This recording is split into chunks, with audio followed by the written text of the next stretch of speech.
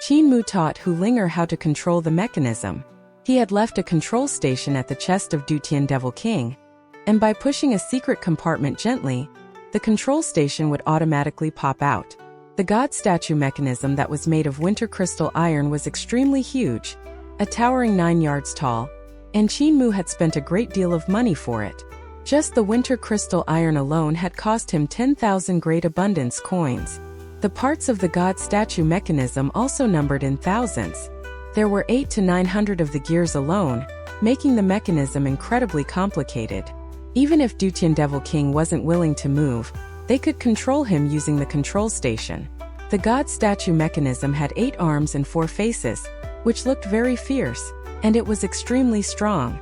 Ordinary divine arts practitioners would find it hard to penetrate through the defense of winter crystal iron. At the heart of the god statue mechanism, there was a tiny pill furnace which was pretty similar to the one Qin Mu had forged for Fan Yunxiao. However, he had made the pill furnace on Fan Yunxiao's ruined ship for the first time, so he lacked experience. This time the pill furnace was much smaller and more intricate than before. When Hu Ling'er sat down in the control station, she could send medicinal stones into the tiny pill furnace and use her vital qi to control the fire there. Even without Dutian Devil King, she could use this god statue mechanism as a heavy armored weapon. If Dutian Devil King treated the god statue mechanism as his body to help out in battle, the power he would be able to unleash would be no small matter. Divine arts practitioners of 6 Directions realm would no longer be his match, and even divine arts practitioners of 7 Stars realm couldn't say they would be able to win against him for certain.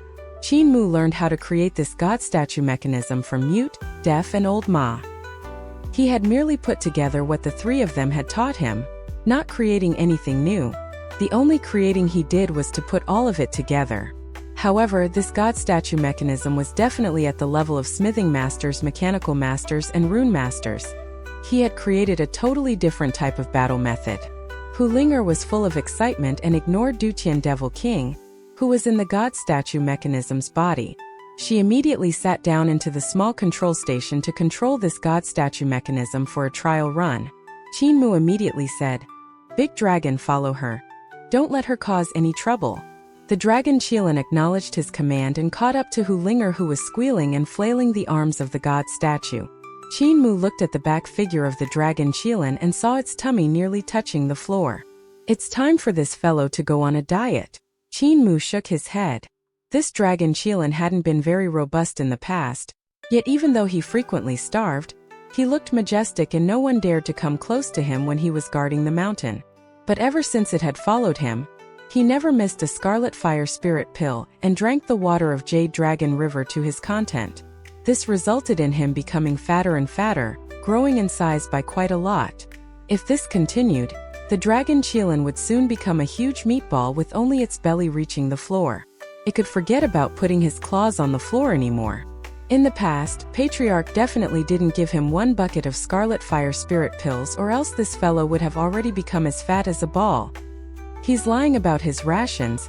I think it's better to just give him half a bucket. Qin Mu held his breath with rapt attention and executed Overlord Body once again. He transformed into the form of Saturn Sovereign, which had a human head but the body of a snake. The apparition of the scroll took form in his hand, and a gate gradually appeared behind him. Qin Mu turned around and his soul trembled, giving off strange sounds. It was the language of Yudu that Dutian Devil King had taught him. The Devil King had called that Gate of Earth Origin, but even if he didn't know if it really meant Gate of Earth Origin, he had not learned the sentence incorrectly. He spoke out the words on the gate, and the Gate of Earth Origin gradually opened up and revealed a space of endless darkness. Qin Mu was stunned for a moment. He walked around this gate and saw he was still in his own courtyard. The gate was thin beyond belief and seemed to have no thickness. From his current angle, he could only see a thin sheet of darkness erected vertically over there. Yet when he stood in front of the gate, he could see endless darkness in front of himself. This is a gate that connects to the other world. Qin Mu was stunned. He stretched out his palm and carefully put it inside the door, but there was nothing abnormal. Is this the marvel of 5 Elements realm? Does other people's 5 Elements realm have this gate? Did anyone open and enter it before? He was a little hesitant. What would he meet after entering this gate? Would the legendary Yudu be in this darkness? Could he still live to come back after going in? Right at this moment, Qin Mu saw a light coming from the world of darkness. It was a human in a boat. On the bow of the boat hung a dim lamp, giving off a ghostly light. The little boat was floating over to him. Under the light of the lamp on the bow of the boat, there was an elder folding paper humans and paper horses. With the flickering light, the scene looked extremely tranquil. Qin Mu tried to pop his head into the gate only to see the elder taking down the lamp and shining it at him. When Qin Mu was shone upon by the light, he felt his soul being fixed in place and was unable to move. The elder on the boat hung the lamp back on the bow of the boat. When the light was no longer on Qin Mu's body, he let out a sigh of relief. Suddenly, his hair stood up on end as he lowered his head to take a look and saw himself standing on the boat, right beside the elder. The little boat was turning around unhurriedly, and Qin Mu turned his head back to have a look. He could see light coming from a gate that was far away, and in front of it he was standing and looking in. His body in front of the gate seemed to be frozen, unable to move at all. If he was still at the gate, then who was he here? He looked around, but his surroundings were just darkness. The only light came from the lamp, and that light formed the gate of Earth origin. His heart turned icy cold. The elder who was folding paper humans and paper horses on the boat had shone this lamp on him and spirited away his soul onto the ship. The him in front of the gate was already a body without a soul. "Why did you take away my soul when I have yet to die?" Qin Mu asked the elder. The elder ignored him and continued to focus on folding the paper humans and paper horses. Qin Mu turned his head back and saw that the gate of Earth origin was getting farther and farther away. It greatly terrified him. Dutian Devil King had indeed hidden some things from him. This gate was probably not the gate of Earth origin. Otherwise, this elder wouldn't have snatched his soul. He jumped off the ship. He was still not too far from the gate and might be able to make it back to his body. However, the moment he jumped out, he didn't fall into the water as he had expected. Surrounding the boat was darkness, boundless darkness. He was like a drowning person, flailing his arms everywhere. But there was no place for him to exert force on. He could only see himself continuing to sink, falling into the deeper and blacker darkness. He looked upwards, and the little boat in the darkness went farther and farther away from him. The light at the bow of the ship was also becoming smaller and dimmer. Gradually, the light was too tiny to be seen. Dutian Devil King, that bastard, he really tricked me. Qin Mu felt as if he had fallen into a nightmare of endless darkness. He had no way to break free, no way to struggle and save himself. This was a darkness that made people lose all hope and sink into despair. Meanwhile, the boat which could carry his soul had already sailed far away. Suddenly, Qin Mu exerted all his strength to shout with his soul, shouting the language of Yudu that Dutian Devil King had taught him.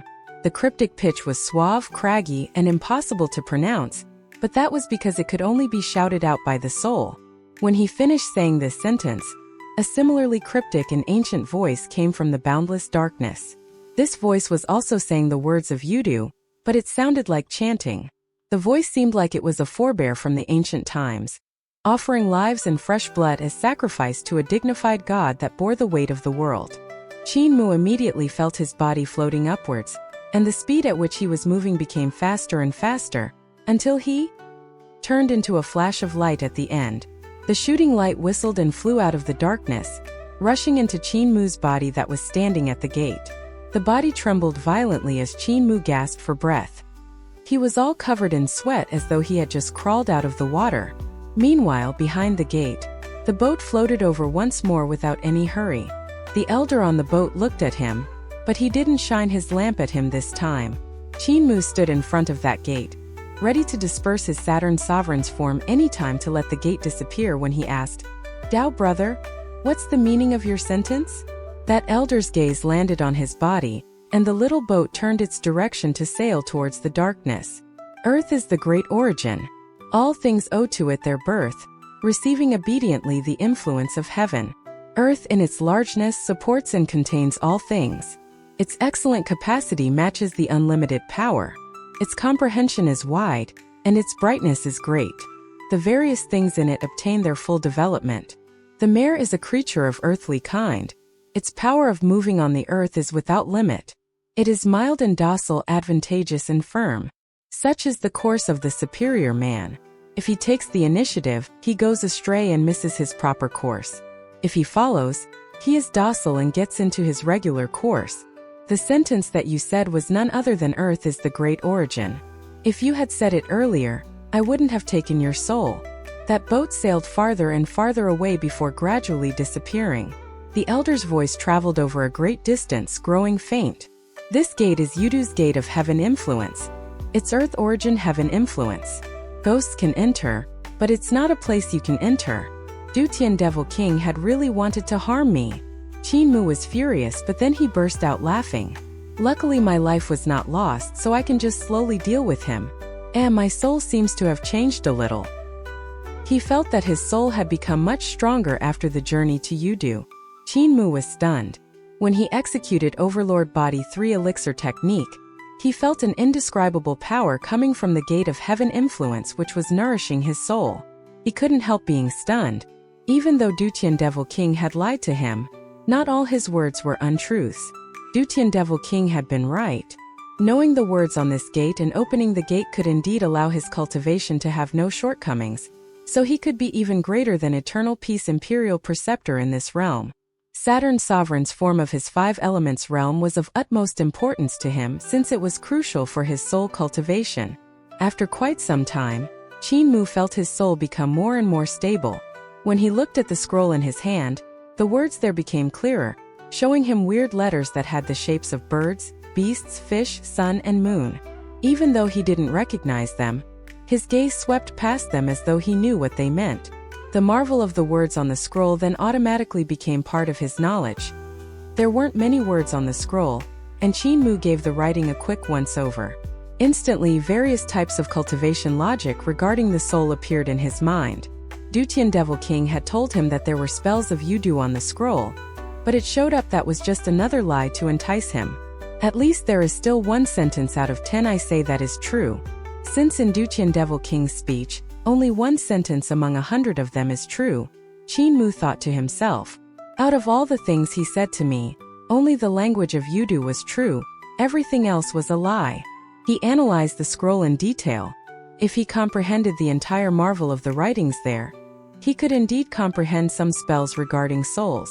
However, the most important use of this scroll was to strengthen the soul, while the soul spell was only secondary. Qinmu memorized the writings on the scroll and closed it to meditate. He tried to figure out the marvel of the writings, trying to comprehend a kind of soul spell. Great educational heavenly devil scriptures had spells related to soul, and Barbarian D Empire also had these kinds of spells. The Thunderclap 8 strikes that Old Ma had taught him, as well as the Great Freedom Mudra of the Devil Race, were also spells that were targeted at souls. Soul Guide of 9 Spectres Sect was an even more outstanding divine art. If he could compare the runes of the words, he could increase his power. Qinmu thought for a long time before slowly walking into his courtyard. With every action and step, he incorporated the words of Yudu into the move Sunshine Refining Yang Soul in the Sky. This was one of the moves of Thunderclap 8 strikes, the greatest battle technique in Rulai's Mahayana Sutra. Its power was strong and fierce since it had been improved by the previous generations of Rulai to its extreme, to the point it couldn't be improved anymore. Yet now, Qinmu was improving this move. He had never cultivated Rulai's Mahayana Sutra, but ever since great educational heavenly devil scriptures had fused with Overlord Body 3 Elixir technique and unified all skills, the power of Thunderclap 8 strikes had become stronger and stronger, being no weaker than of those who cultivated Rulai's Mahayana Sutra. He practiced move after move, one punch after another. With the fist as Heart Mudra and the Heart Mudra as the sun, every punch gave off the sound of rolling thunder and the intensity of the blazing sun. As the Yang Soul was refined, the power was gradually raised. The move Sunshine Refining Yang Soul in the Sky had not much use against the corporeal body. Even if it looked powerful, it was only targeted at the soul. Qinmu practiced this move over and over again, and a trace of fire was gradually forced out from the fist mudra. This flame was different from ordinary flames. It was the karma fire that burns the soul.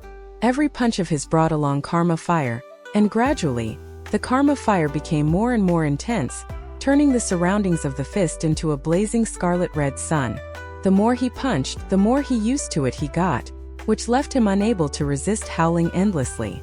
Suddenly, a huge sun exploded out in the sky, and flames surged forth in all directions, covering the entire courtyard in karma fire. Qin Mu retracted his stance back and let out a shallow breath. Suddenly, his heart wavered and he opened his door to see Sword Hall Master walking over with quick steps. Qin Mu invited him in and asked, "Sword Hall, what's the rush?" "Heavenly King Lu is injured," Sword Hall said in a low voice, his expression solemn. "He's at my place now and wants to meet Cult Master. His condition is very bad." Qin Mu's heart leaped out, and he hurried out of his courtyard with Sword Hall. "Cult Master, I'm embarrassed to meet you with these injuries since I can't greet you due to their severity," Heavenly King Lu said with embarrassment as he lay on the bed and struggled to get up yet was unable to. Qin Mu shook his head and went forward to check on his injuries, frowning slightly. The man's clothes were tattered, and there were even bloodstains on his white hair and beard. Heavenly King Lu's injuries were even worse than those of Eternal Peace Imperial Preceptor. He must have been injured by fighting with a few strong practitioners of the Cult Master level. His injuries were not only on the physical body, but even his divine treasures were injured. The damage to his soul was also extremely serious. All of his 7 great divine treasures had suffered devastating blows. His spirit embryo was petrified, 3 of his 5 element gods were destroyed, only 2 pillars of his 6 directions divine treasure were left, while his 7 stars divine treasure, celestial being divine treasure, life and death realm were crushed in their entirety. The only flying bridge in his divine bridge realm was also broken. It would have been fine if it was only these injuries, but the crucial point was that he was already old and his body was no longer like it was in the past. It was difficult for his physical body to hold together his soul, which was about to crumble. Heavenly King Lu took in a deep breath and said, "Cult Master, I've located Heavenly King Qian's whereabouts. Stop talking first." Qin Mu took out 2 bottles of dragon's saliva to heal the injuries on his body. He then let him drink another bottle and muttered to himself irresolutely while writing down the names of herbs, telling Sword Hall Master to grab them from the warehouse. As for whether those herbs could heal Heavenly King Lu, he had no certainty. The best result would be him surviving but becoming useless, while the worst result. Sword Hall Master left in a hurry. The injuries on Heavenly King Lu's body got better, but those on his soul and divine treasures became even more serious as he panted. "Heavenly King Qian has already died. I followed his trail, but someone used his clothes to bring me on a wild goose chase that led into an ambush." Qin Mu frowned. "Who ambushed you?" "They didn't reveal their faces, but I recognized their divine arts." Heavenly King Lu's body contorted. This was due to the injuries bursting forth in his soul and causing him pain. Heavenly King Lu gritted his teeth and endured it. His white hair shook along with his body as he chuckled. "They did it for the art of teleportation of our sacred cult. Cult Master, I can't assist you anymore. I'm ashamed for failing Patriarch's instructions. Don't worry, you won't die or become disabled." The corners of Qin Mu's eyes twitched as he said in a low voice, "Even if you die, I'll drag your soul back from Yudu. One of the people that injured me was a first-ranking high official of the Imperial Court." Heavenly King Lu regained his composure. "I recognized his technique, which was Spirit Treasure Unmovable Meditation Technique. Among the first-ranking high officials, Sun Nantua, the Grand Preceptor of the Crown Prince, has refined this technique to its extreme. Sitting on his 1,000-banner pagoda, his spirit treasure is unmovable." Qin Mu made swift moves, his hands dotting on Heavenly King Lu's body. His 10 fingers moved up and down, leaving afterimages. In an instant, he sealed Heavenly King Lu's soul in his body, preventing it from leaving. He used Heavenly Devil Creation Technique, which was used by the higher-ups in Heavenly Devil Cult to strip the skin and make clothing. However, in his hand, it was a life-saving method. Heavenly King Lu's 3 souls and 7 spirits were sealed, but it was still difficult for Qin Mu to stop the momentum of his soul dispersing. "Cult Master, even though you're a divine physician, you won't be able to save a person that's going to die." Heavenly King Lu revealed a smile and got down from the bed with his trembling body. Once he sat down on the ground, a rosy color appeared on his face as he smiled. "There's no need for you to waste your energy. My soul is going to disperse soon and my divine bridge is broken anyway. I can't endure it anymore." I thought I could assist Cult Master to help our sacred cult prosper after Patriarch had left, but never would I have thought that I wouldn't be able to see that day. Crumbling sounds came from his body. It was his divine bridge, divine treasure starting to crumble when its support was lost. The crumbling divine bridge, divine treasure crushed the life and death divine treasure, which crushed the celestial being divine treasure. The divine treasures crumbled one after another. Sorrow filled Qin Mu's heart. Now even the herb sword Hall Master retrieved wouldn't be able to save him. Blazing flames burst out of Heavenly King Lu's body. His soul was shredded, and this kind of shred was irreversible. His injuries were too serious, especially those on his soul. It was on the verge of dispersing. If his soul dispersed, he wouldn't be able to enter Yudu. He couldn't even become a ghost then. The blazing sacred fire, incinerate my broken body. Heavenly King Lu muttered in the blazing fire. Life and death are impermanent, and partings are inevitable. I won't be able to see you become the sacred teacher. How I wish to return to Saint Arrival Mountain to see the sacred teacher tree. I can almost hear the woodcutter cutting into its wood. That elder shuddered in the fire, then revealed a smiled. Cult Master, I'm very cold. Qin Mu stretched his palm out, wanting to grab the elder's hand, but all he grabbed was ashes. The blazing fire dissipated, and all it left behind were gray-white ashes. The sound of Sword Hall Master's footsteps came from outside, and he rushed in while carrying big and small packages of herbs. Qin Mu turned around and said with a stupefied expression, Sword Hall, there's no need for them anymore. Heavenly King Lu has already gone to heaven. The packages of herbs dropped to the ground from Sword Hall Master's hands. This 9 feet burly man knelt down on the ground and bowed deeply. His shoulders trembled continuously, but no cries came out. After some time, Qin Mu swept Heavenly King Lu's ashes up and placed them into a green jar, then stood in a daze in front of it. He had been pushed into his current position out of nowhere, sold by Granny C to Heavenly Devil Cult, and still muddle-headed became the cult master of Heavenly Devil Cult. He didn't have much sentiments with Heavenly Devil Cult, only with Granny C and the young Patriarch. However, as he learned more and more about Heavenly Devil Cult, he gradually fell in love with the cult's doctrine and the interesting people in the cult. He admired their conduct and way of handling things. He already treated himself as one of the members of Heavenly Devil Cult, trying his best to become a qualified sacred cult master. Qin Mu hadn't spent much time with Heavenly Devil Lu. The other had treated him less like the sacred cult master and more like a mischievous disciple, cleaning up the mess he had left behind in Saint Arrival Mountain. The old man was like an elder who doted on the younger generation, having eyes full of admiration. And now he had died, become a pile of ashes in the green jar. Sword Hall? A trace of sharpness appeared in Qin Mu's blank gaze, and he said slowly, Order the disciples to gather all the resources and investigate. I want all the information available on Sun Nantua, the Grand Preceptor of the Crown Prince. His entire life, his family, his sect, his disciples, everything about him. Sword Hall Master rose. As Cult Master's commands. Qin Mu continued. Bring Heavenly King Lu back as well. He wants to return to the side of the sacred teacher tree. You shall bury him there. Sword Hall Master brought the green jar away. Qin Mu walked out of Sword Hall's residence and found Si Yunxiang, who had returned from the floor of Heavenly Record to take back his book tablet. He then headed to the floor of Heavenly Record. There, he came to the 3rd level where there were not many classics.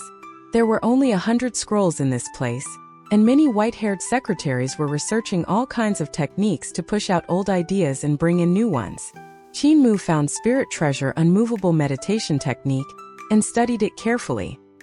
He didn't sleep or rest but studied for 2 days straight. He then walked out of floor of Heavenly Records, returning to his residence to sleep. The next day, Sword Hall Master brought a thick dossier over. Qin Mu read through it while paying attention to every detail, spending half a day to look through everything gathered on Sun Nantu. He then closed his eyes. Sword Hall Master had waited beside him quietly through it all, and after some time, Qin Mu opened his eyes and said, Nantua Monastery, Sun Nantua Spirit Treasure Unmovable Meditation Technique. The impact would be too huge if we eliminated his whole family in the capital city, so we'll do it outside. Sword Hall, inform the 12 cult protector elders and the 8 supervisors of our sacred cult to wait beside Mud River outside the capital city. Qin Mu closed up the dossier and handed what he learned from Spirit Treasure Unmovable Meditation Technique to Sword Hall Master. I had researched Spirit Treasure Unmovable Meditation Technique to find its weakness and recorded it down here. Let them have a look. All of the Hall Masters shall stay put for now and wait for my arrangements. Sword Hall received his command and rose to leave. Qin Mu called Hu Linger and the Dragon Qilin over, and instructed them to stay in Imperial College for the next few days. He then went to the end of the alley in Scholar's residence and found Wei Yong. "Brother Wei, is Duke Wei back?" Wei Yong said. "He just returned a few days ago from quelling the rebellion. Can I trouble Brother Wei to go home and tell Duke Wei that there's going to be something fun to see at Nantua Monastery?" Wei Yong was puzzled, but he still smiled. "Even though my old father likes to join in on the fun, he doesn't join just any fun. If the situation isn't large enough, he will definitely not go. After all, his chatter reaches the ears of everyone in the capital." "What exactly is it?" Qin Mu said. "Just tell him, you will know once you get there." Bewildered, Wei Yong went down the mountain with him. They parted ways later, and Qin Mu came to Rain Listening Pavilion in Flower Alley. Fu Qingyan welcomed him in a hurry and said, "Cult Master." Qin Mu raised his hand and signaled for her not to say any more. Suddenly, cracking sounds exploded from his body as his bones shifted their locations. He became taller and taller, turning into a tall yet lean man. He looked like a barbarian from beyond the Great Wall. Fu Qingyun jumped in shock. "Creation technique? I wonder which writing is it from among the 7 writings?" A faint golden glow radiated off Qin Mu's body. He changed into a robe that was rougher made and took out the 1,000 Banners Pagoda from his Taotai sack. He lifted the 1,000 Banners Pagoda, which was about 3 yards tall, and it spun continuously, giving off clanking sounds. A Buddha voice could be faintly heard coming out from inside it. "Hall Master Fu, stay here and don't make a move. Wait for my instructions." Qin Mu dragged out the 1,000 Banners Pagoda after himself as he left Rain Listening Pavilion. He walked out of Flower Alley and headed towards Nantua Side Palace. This place was the Crown Prince's Grand Preceptor's manor.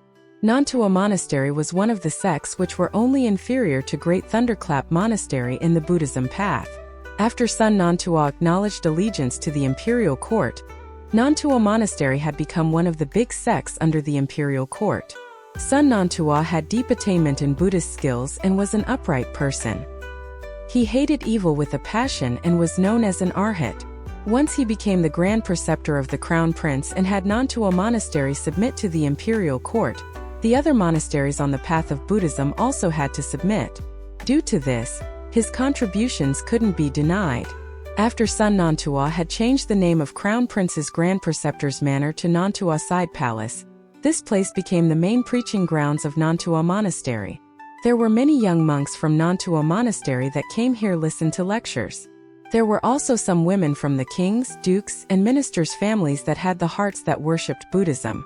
They would come to listen to lectures from time to time.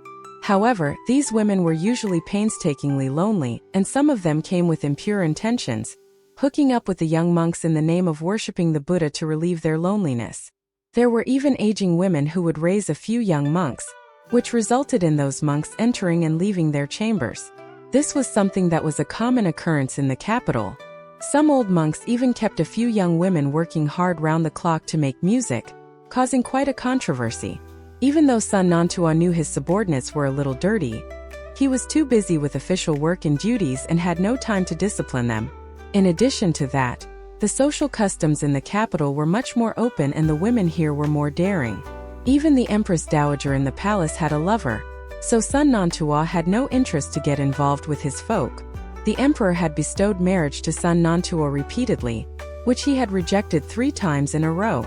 However, he accepted it on the 4th, so he was considered half a monk and half a secular person. Therefore, it wasn't good for him to condemn his disciples' common practice. Nantua Side Palace always had repulsive stuff happening, and Sun Nantua always turned a blind eye to it. However, he still hated evil with a passion and didn't bother to hide his displeasure towards the officials coming from the devil path, scolding them in the imperial court. On this day, a commotion rose up outside of Ninetales Monastery. The monks there ran out one after another, and there were also quite a number of disciples that had ran out as well while shouting, "There's someone outside selling an important treasure of Buddhism, 1,000 Banners Pagoda. A complimentary treasure to our Ninetales Monastery's spirit treasure, unmovable meditation technique. It's our legacy treasure that was lost a few hundred years ago." Everyone came out of the side palace and indeed saw the lost legacy treasure of Ninetales Monastery, 1,000 Banners Pagoda. Many monks crowded the area, blocking off the whole street. There were also some women squeezed among them. A pagoda towered among the crowd, and it was formed by 1,000 banners. Each and every one of them was sculpted out from jade and split into 7 levels. Each level had circular cylinders that were carved with scriptures. These cylinders could revolve, and when they turned, the scriptures on them would glow and give off Buddha voice. Inside each scripture banner, there were treasures like colored glaze, jade necklace, sarira, lamps, topaz, and agate. Thousands of banners piled up together to form a tower. This was the legacy treasure of Ninetales Monastery, Pagoda of 1,000 Banners, which was also known as 1,000 Banners Pagoda. This treasure had been long lost in some scuffle, and never did the monks had expected it to resurface once again. Each and every one of them in Ninetales Monastery was red with envy, and didn't want anything more than to snatch the pagoda back. However, this was the capital city, so they couldn't make their move recklessly. The one selling this 1,000 banner pagoda was a young man that had an appearance of someone from a different race. He was standing under the pagoda, activating it. The 1,000 banners pagoda was originally not tall, each banner only 3 inches in height. However, when it was activated by this young man, each banner became 3 yards long, causing the 1,000 banners pagoda to reach an astonishing height of 200 yards. As the 1,000 cylinders rotated, scriptures continuously glowed while a powerful Buddha voice spoke, creating a magnificent sight. The barbarian's voice was resounding. "My humble self has an important treasure handed down in my family, and will give it to a fated person. I'm from the prairie beyond the Great Wall, a shaman of Roland's Golden Palace. This treasure was handed down to me by my ancestor who had rescued an old monk and received it as a gift from him. Coming to Eternal Peace Empire this time, I would like to meet the heroes of this empire and find a fated person for this treasure." "Senior brother Yuanjing, is this not the legacy treasure of our Ninetales Monastery?" One monk whispered to another one beside him, who had delicate features. Even though senior brother Yuanjing wasn't that old, he was still the direct disciple of Sun Ninetales and had a high position. Cultivating with Sun Ninetales for so many years, he was extremely familiar with the history of Ninetales Monastery and nodded. "This is indeed the legacy treasure of our Ninetales Monastery, 1,000 Banners Pagoda. The scriptures carved on it are the Arhat Ninetales scriptures with the blessing of the leaders of the past generations. It can't be faked." Monk Yuanjing's gaze wavered, and he suddenly shouted out loudly, "You barbarian! This is the treasure of our Ninetales Monastery. Quickly return it to us." Qin Mu took a look at him and said, "Monk, this treasure was given to my family by a senior monk, and since it was given to my family, it is mine. My treasure will only be given to a fated person." Suddenly, another young monk laughed. "How can one be considered to be fated?" Monk Yuanjing looked towards him and was astonished. This monk also had delicate features and was the other disciple of Sun Ninetales, Monk Yuan Feng. The two of them had already had a dispute with each other by fighting over a woman, and a few more times for other reasons in the dark. On the outside, they might look polite and amiable, but they had fallen out with each other long ago. It was obvious that Monk Yuan Feng had planned to get this 1,000 Banners Pagoda from the hands of this barbarian and do a great deed in front of Sun Ninetales, receiving Sun Ninetales' attention and becoming the teacher's pet, squeezing him aside. Qin Mu placed down the 1,000 Banners Pagoda and said solemnly, "My humble self is from beyond the Great Wall, and when I saw the magnificent state of the empire, admiration bloomed in my heart, and I was certain that this place derives its glory from its illustrious heroes. This 1,000 Banners Pagoda is not an ordinary object, and my humble self is willing to use it to meet the heroes of this empire. If anyone that is on the same realm as me can defeat me, I'll be willing to hand him this treasure." Wei Yong and Duke Wei had walked out of Duke's Manor and come to Ninetales Side Palace. Duke Wei took a look and shook his head with a smile. "What fun is there to see? Isn't it just a brat from Roland's Golden Palace seeking trouble with Nantua Monastery? His voice was so loud that when he spoke, everyone in the next few streets could hear him clearly. The few streets were where all the kings, dukes, and ministers lived. When they heard Duke Wei's words, they all left all their manners and looked over, creating quite a commotion in a matter of seconds. The monks of Nantua Monastery saw more and more people appearing, so it wasn't good for them to just snatch the treasure.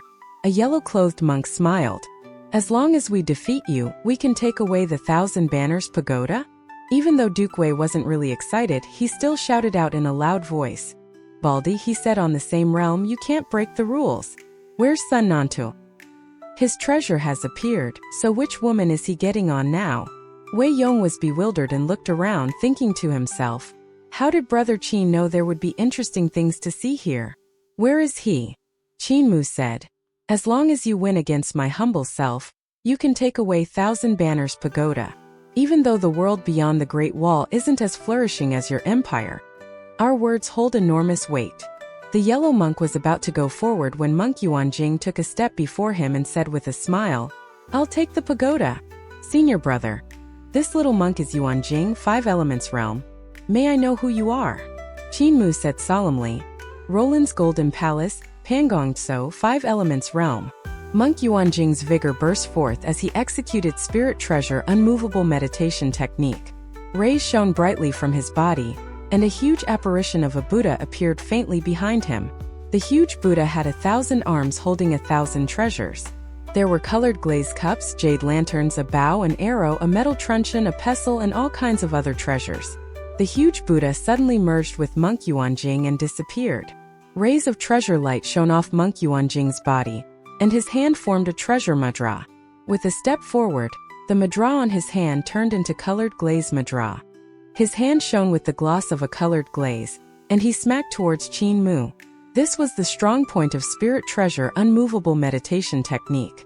This Buddhist skill was known as 1,000 Treasures, since those who cultivated this technique to the celestial being realm could form 1,000 treasures Buddha that had astonishing might.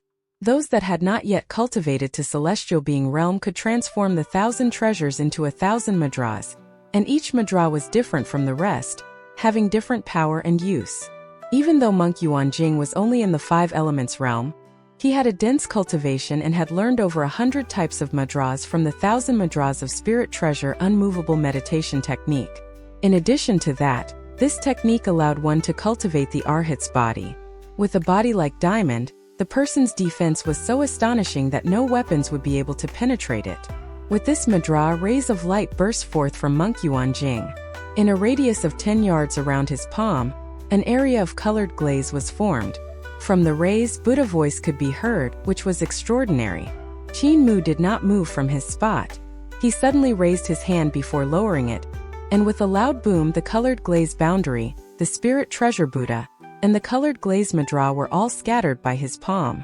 A huge pit appeared in the ground, and Monk Yuanjing had turned into a pile of mush inside it. All the monks jumped in shock while Duke Wei twirled his mustache in suspicion. Even though this barbarian's move is very brutish, his cultivation is irregularly strong. What is his name? Wei Yong immediately said, I think it was Pangongtso. Duke Wei muttered to himself, this doesn't look right. This technique doesn't look like part of Grand Shaman Ruda scriptures. Could this Pangongtso have changed the Grand Shaman Ruda scriptures?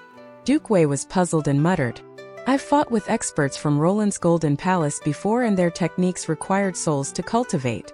Even though their bodies were cultivated to a brilliant gold state, most of their techniques used souls as an offense method.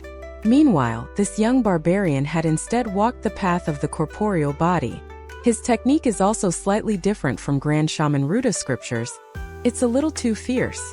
He was a first-ranking high official after all, someone on the cult master level. He could immediately see Qin Mu's extraordinary points. However, even with his extraordinary knowledge, he could only see that Qin Mu's Grand Shaman Ruda scriptures was similar yet different. He couldn't see that Qin Mu was actually using Heavenly God creation technique. Each and every one of the 7 writings of creation from great educational Heavenly Devil scriptures had their own unique points. Heavenly God creation technique was able to imitate other people's technique, and Granny C had exhibited this technique once before. turning into the border dragon city Lord Fu Yundi, passing off a fake as genuine. Qin Mu killed monk Yuan Jing with a single palm, and all the other monks around felt indignant at the injustice. Another monk stood out and said loudly, "You took the legacy treasure of our Nantua monastery and killed a person of our Nantua monastery. Do you really think there's no one in our Nantua monastery to match you? I Yuan Shan will face you." Qin Mu stretched his hand out and grabbed, his move giving off a crackling sound of thunder. Before monk Yuan Shan could finish saying his words, he fell flat on the ground. His body was still alive and there were no wounds on him. His heart was still beating as well. A few of the monks immediately went forward and checked for his breathing. Monk Yuan Shan was still breathing, but his eyes were closed. "There's no need to check. His soul has scattered," Qin Mu said. "His soul was taken away by my humble self and extinguished. Didn't you say it was a test of strength?" The bunch of monks shouted in fury. "Why did you land a killing blow time and again?" Qin Mu said indifferently, "This is the rule beyond the Great Wall. As long as one makes a move, there is no life and death. I thought the people of Eternal Peace Empire were brave. It never crossed my mind that all of you had been pampered to the point where you were afraid of death. Seems like I was mistaken. I should put this 1,000 Banners pagoda back into our Roland's Golden Palace. There's no one fated among all of you. Presumptuous!" A monk shouted out angrily and swung his monk staff forward. It had 9 hoops with 9 treasures hanging on them. With a swing, a clanking that could shake a person's soul rang out. Qin Mu stood motionless and let the monk's staff hit his head. Only when it reached him did he grab the staff and pull it over forcefully. Both of the monk's hands turned bloody from getting scraped. "Fiesejin!" Qin Mu threw the monk's staff back, and it pierced the other's heart, nailing the monk to the floor. Duke Wei shook his head. "Monks of Nantua Monastery only know how to eat and drink. They have lived like princes over these years and the difference between them and him is too huge. None of them is his match on the same realm. The shaman spells of Roland's Golden Palace are bizarre. It's possible for them to destroy the opponent's soul, but something isn't right here. I've never seen his moves before. Could the Grand Shaman have created some new divine art?" Wei Yong still couldn't find Qin Mu and thought to himself, "He told me to come and look at something interesting, yet where is he hiding at?" A few more middle-aged monks walked out of Nantua Monastery with grim expressions. One of them said solemnly, "Go to Supreme Court to report this and bring the authorities to arrest him. Another person shall go to Crown Prince Side Palace and invite the leader over." The eyes of the other monks lighted up, and they left in a hurry. Supreme Court was responsible for investigating, so there was no need for Nantua Side Palace to fight to the death with Qin Mu. They only needed the authorities to come forward and throw him into the prison. This way the 1,000 Banners pagoda would naturally return to Nantua Monastery. Since Qin Mu had killed people in the capital city, it was natural for Supreme Court to come forth and investigate the event. Furthermore, there were also people of Nantua Monastery in Supreme Court, which made things easier. A monk hurriedly ran into the Crown Prince Side Palace and shouted, "Leader, this is bad. Someone has come to thrash our Nantua Monastery." Sun Nantua was like a huge Buddha sitting cross-legged. When he heard what the monk said, he opened his eyes and looked towards the Crown Prince. The Crown Prince was a middle-aged man and didn't look much younger than Emperor Yan Feng. He twirled his mustache around his finger and said with a smile, "Could it be the devils of Heavenly Devil Cult coming to seek revenge?" That monk shook his head. "It's not Heavenly Devil Cult. It's a disciple from Roland's Golden Palace called Pangongso. He brought with him the legacy treasure of our Nantua Monastery, which was lost a few hundred years ago, the 1,000 Banners Pagoda. He said he would give it to a fated person. As long as we could win against him while being on the same realm as he would give the 1,000 Banners Pagoda over. Our senior and junior brothers went forth to challenge him, and were killed without any explanation. By now, he has killed many of our senior and junior brothers." Sun Nantua's expression turned grim. "You guys don't cultivate Buddhist skills and are intoxicated by women and wine. It serves you right to have this defeat. However, 1,000 Banners Pagoda is the legacy treasure of our Nantua sect, which was lost a few hundred years ago beyond the Great Wall. So we have to welcome the return of this treasure." The Crown Prince frowned slightly. "Grand Preceptor, Heavenly Devil Cult just lost 2 Heavenly Kings. With the attitude of the number one sacred ground of the devil cult, they would definitely not let things be. Now that a disciple of Roland's golden palace has suddenly popped out, could it be a trap? I've heard that lying low for over 40 years, Heavenly Devil Cult has brought forth a new cult master. But we still don't know his background. Sun Nantu arose and said indifferently, "Your Highness, your news is a little outdated. The background of the new cult master of Heavenly Devil Cult has already been spread. I have received news from Great Thunderclap Monastery that this new cult master is the Imperial Academician of Imperial College. His surname is Qin and his name is Mu, and he's an abandoned person from Great Ruins. Not long ago, His Majesty raised his official position, making him a 5th-ranking palace grandee. It's actually him." The Crown Prince rose and said in astonishment, "Even though the new cult master of Heavenly Devil Cult is young, there are still strong practitioners and wise people in the cult, so we can't let our guard down. Grand Preceptor, I didn't think you would still have contact with Great Thunderclap Monastery. Could you arrange for a meeting? This is simple." Sun Nantua Wok said while walking outside. "Old Rulai also wants to meet your Highness." The Crown Prince went after him, smiling. "I'll follow you to take a look at that Pangong, so I shall see if he's from Roland's Golden Palace or from Heavenly Devil Cult." Not much later, the inquirers from Supreme Court hurried over. When they met Duke Wei, they immediately greeted him. Duke Wei saw Sun Nantua and the Crown Prince walking over from the corners of his eyes and said in his loud voice, "The Emperor gave an order in the past that the Imperial Court will belong to the Imperial Court and the martial world will belong to the martial world. This is a grudge of the martial world, so there's no need for Supreme Court to meddle. Otherwise, with all the fighting in the martial world daily, could Supreme Court handle all of it? We'll see when an official of the Imperial Court dies. Lord Sun, your Highness, come join in the fun here." Sun Nantua's expression sunk, while the Crown Prince smiled. "Grand Preceptor, it's best if we go over. If we don't, Duke Wei's loud mouth would blabber until the entire capital learned of it. Come to think of it, it's time to change that rule Father had set back then." The rule Duke Wei had mentioned was one hat the Emperor had set with all the big sects back in the day. They had decided that the Imperial Court will belong to the Imperial Court, while the martial world will belong to the martial world, each not interfering with the other. Even though the monks of Nantua Monastery were disciples of Crown Prince's Grand Preceptor Sun Nantua, most of them didn't have an official position, so they could only be classified as people of the martial world. Sun Nantua and the Crown Prince came to the side of Duke Wei and the rest. While they were talking, Qin Mu killed a couple more monks and sparked the fury of Nantua Side Palace. All of the monks were making a racket to gang up on him. The few middle-aged monks saw more and more people in the surroundings, and since they were afraid of throwing the name of Nantua Monastery, they immediately shouted at the monks to keep silent. "Duke, your Highness, Lord Sun." Duke Wei looked over and saw another old lord coming over with a smile. "So it's Lord Yen Jigui." Lord Yen is currently quite a popular man, standing beside the Emperor and Empress Dowager. Lord Yen immediately said, "Duke Wei is joking. Lord Sun, what's the matter? Nantua Monastery is in trouble. From the looks of it, that person is seeking revenge." Another few high officials of the Imperial Court walked over and one of them said, "Nantua Monastery has been criticized over the recent years for walking in and out of the courtyards of the women in the kings, dukes and ministers' families. There were complaints from numerous ministers, but it wasn't good for them to disclose it as it would affect their reputation. This time I reckon they are all enjoying the commotion around here. Look, none of them are willing to get involved in it. And Lord Sun is also here." They were all first and second ranking high officials in the Imperial Court and had purposely acted as if they had not seen Sun Nantua, not giving him a good look. Sun Nantua remained unmoved as he looked at Qin Mu.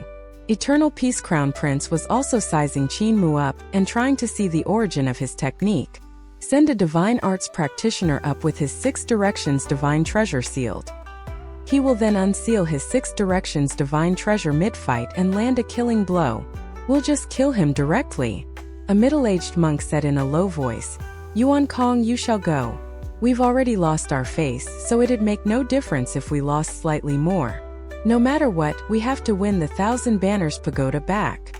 Monk Yuan Kong acknowledged his words and sealed his 6 directions divine treasure at once as he went down to challenge Qin Mu.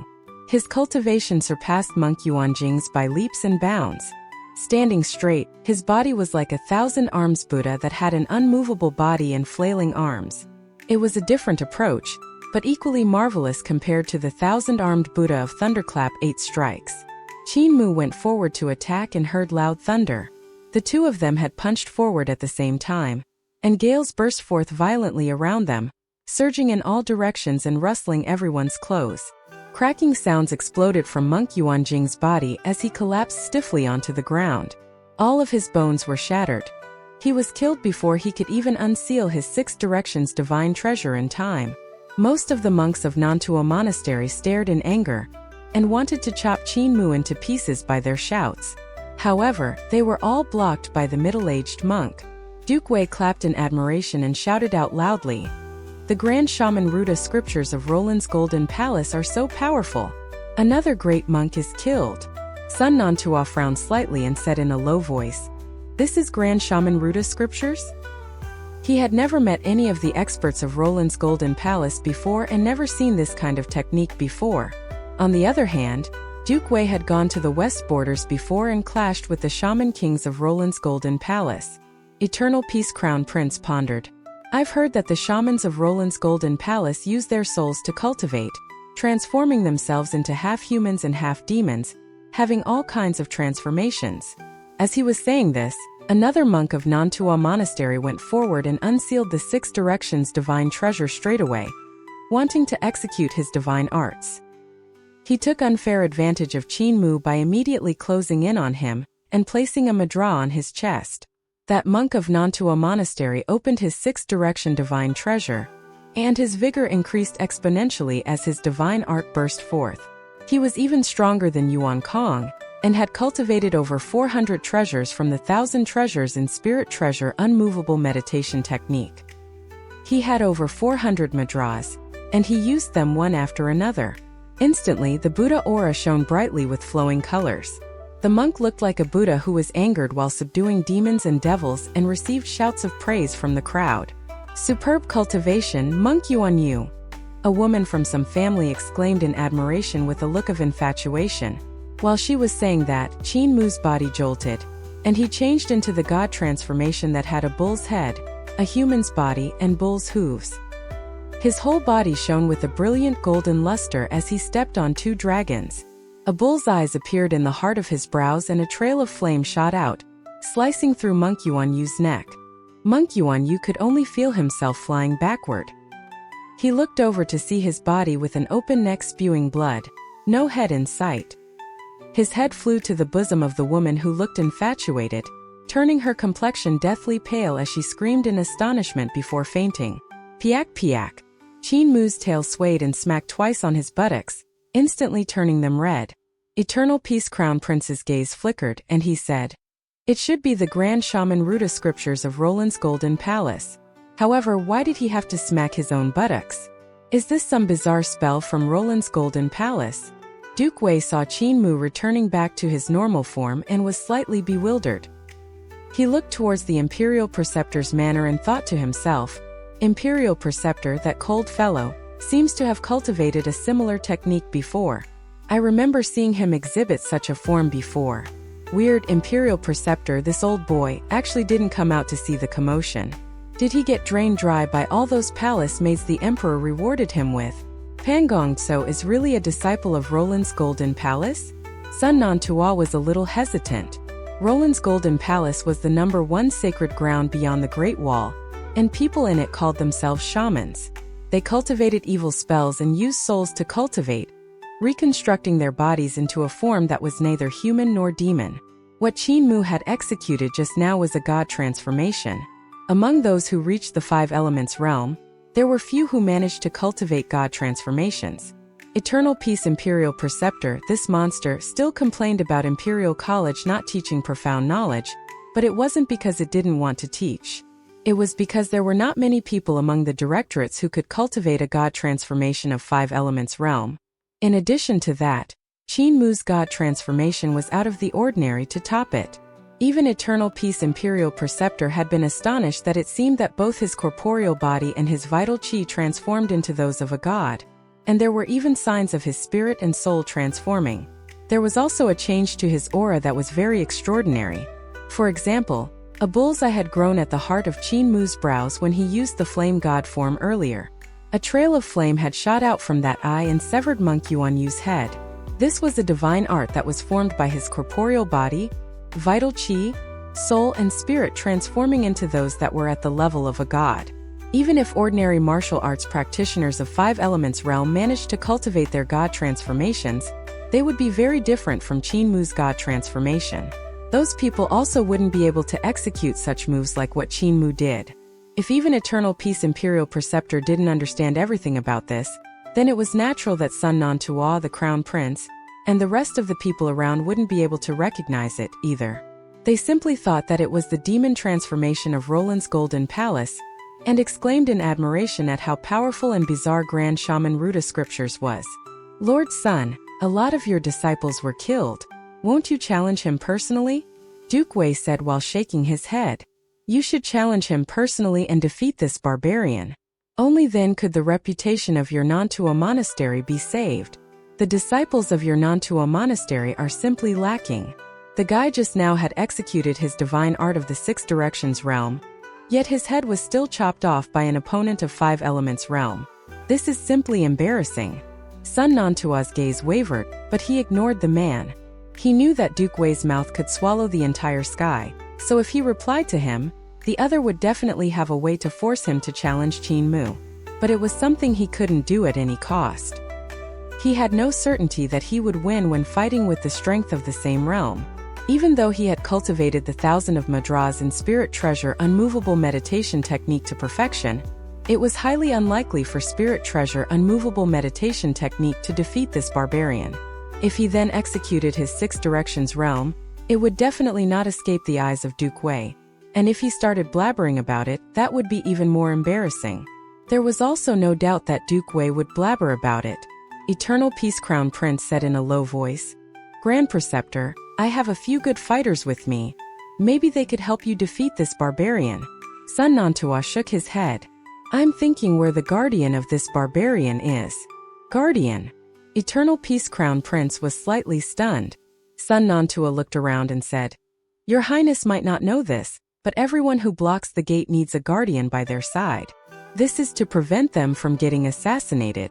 For example, when Dao sect blocked the gate of Imperial College, Dan Yongzi was the guardian of Daozi. When Great Thunderclap Monastery blocked the gate of Imperial College, old monk Jing Ming was acting as the guardian of Fozifo Xian. For this barbarian to be so courageous, there definitely is a guardian from Roland's Golden Palace nearby. This person would definitely be an expert of the cult master level. Only when we find him and defeat him can we regain the face of my Nantua monastery. He knew that with how he hated evil with a passion, he had offended numerous ministers daily.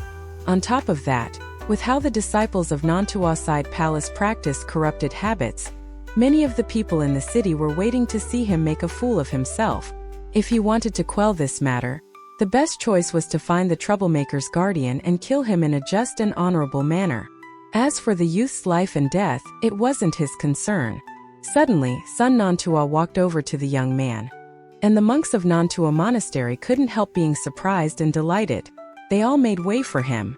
Qin Mu stood outside Nantua Side Palace, the corpses around him having already been dragged away. From the beginning to the end, over 10 monks had died at his hands, and the monks of Nantua Monastery were staring at him in anger. Yet they didn't dare to make a move. Once they noticed Sun Nantua coming forward personally, anticipation grew in their hearts. Sun Nantua raised his head and looked at the 1000 Banners Pagoda with a flickering gaze.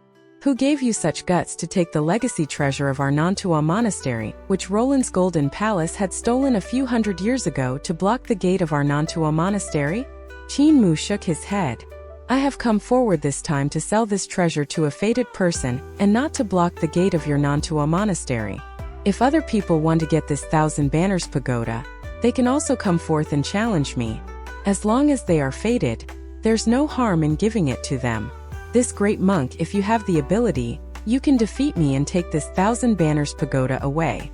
If you don't have the ability, don't bother me doing my business. Eternal Peace Crown Prince walked over with a smile. You said you want to sell this treasure. If you're selling it, there would definitely be a price. May I know how much you are selling it for? Qin Mu took a glance at him and said, Of course there is a price. The expressions of the monks of Ninetales Monastery froze as their hearts filled with madness. If they had known they could buy it, why would they have fought to the death with this barbarian?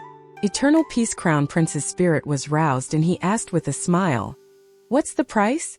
Just state any. There's nothing in this world I can't buy. Qin Mu's expression softened. The price isn't too expensive.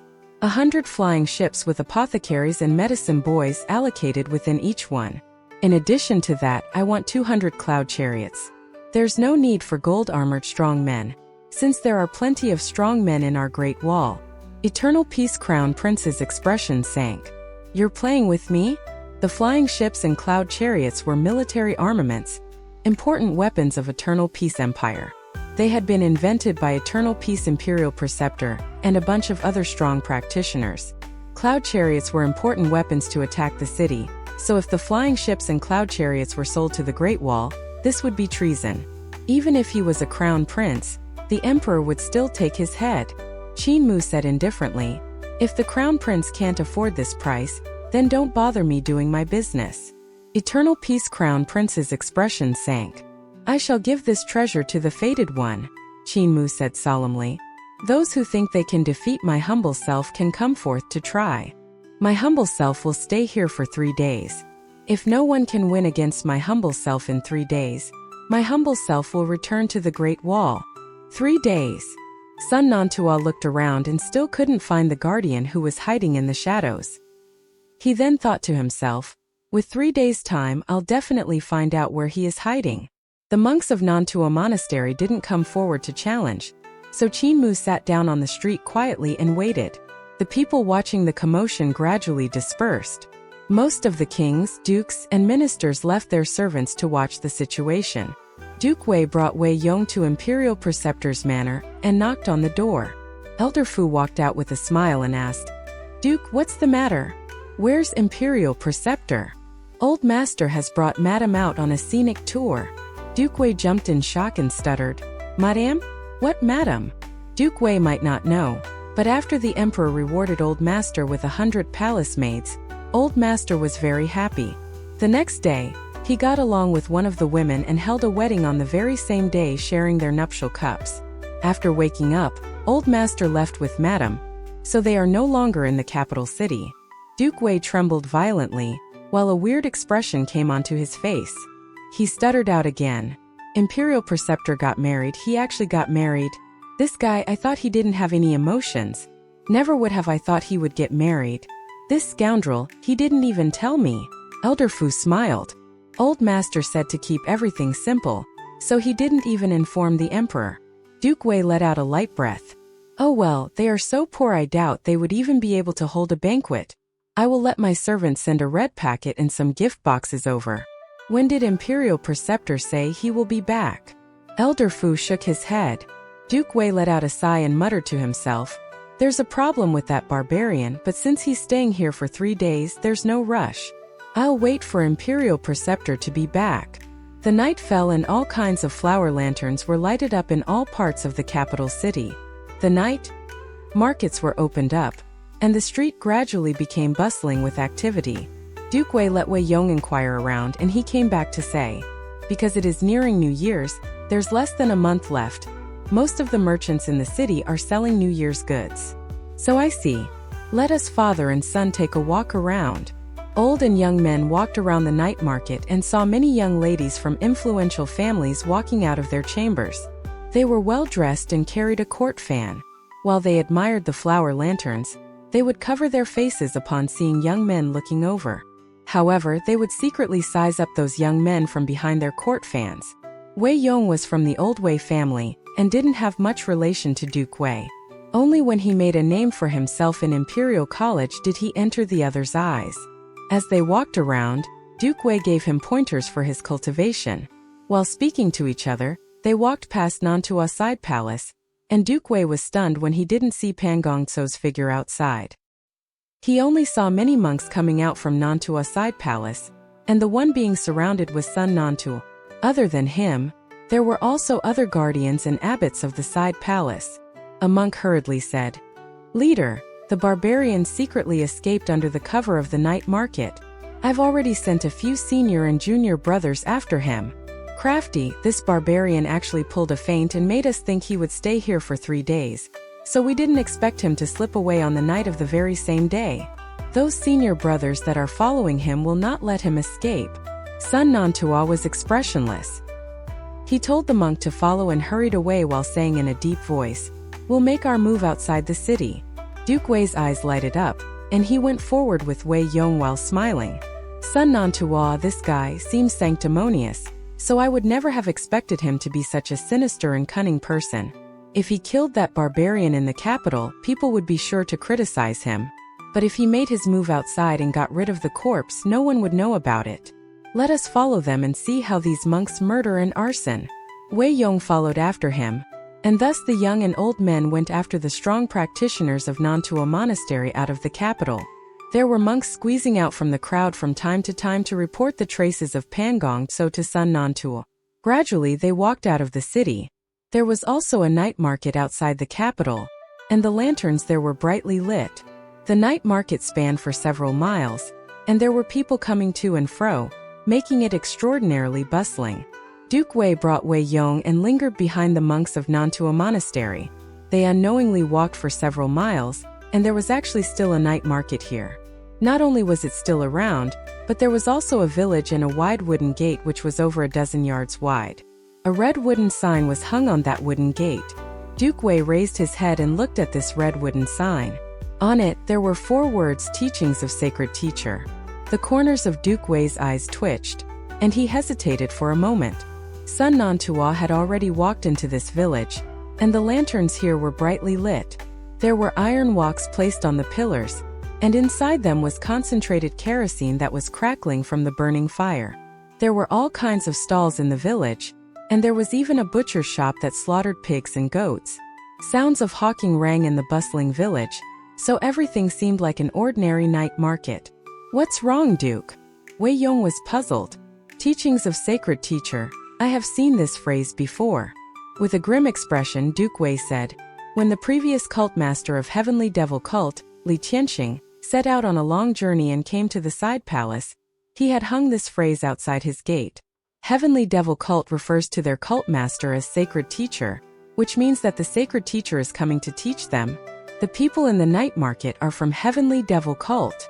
Duke Wei hesitated for a moment and walked in. Suddenly, a male and female elders walked out with a smile. "Duke, hold your step."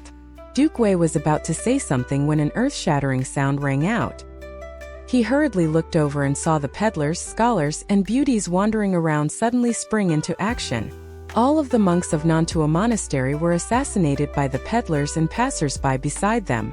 Their heads flew into the air, and blood painted the sky crimson.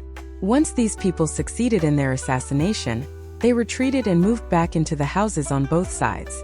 In a blink of an eye, all the monks besides Sun Nantua were left headless.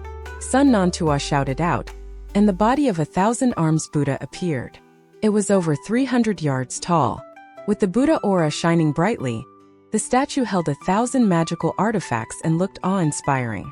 At this moment, 20 elders came from all directions and pounced on Sun Nantua. With a loud bang, the 1,000 arms Buddha was shattered into pieces. Duke Wei was left dazed as the night market regained its bustling activity. There were people moving the corpses away, while others were drawing the river water to wash the ground. Teachings of Sacred Teacher. Duke Wei remembered this phrase and shuddered. He immediately said, "Let's go and not see the true face of this devil cult master." Suddenly, Wei Yong waved toward the village with a smile. "Brother Qin, why are you here?" Qin Mu turned his head around and was stunned when he saw Wei Yong. A smile bloomed on his face and he waved his hand. "So it's Brother Wei and Duke Wei. Why are you standing outside? Come in quickly." Wei Yong immediately made eyes at him and said, "Come out quickly, I have something to tell you. Come over here. Something huge has happened at Imperial College." He was worried about Qin Mu's safety, so he had to pull him out of the pit.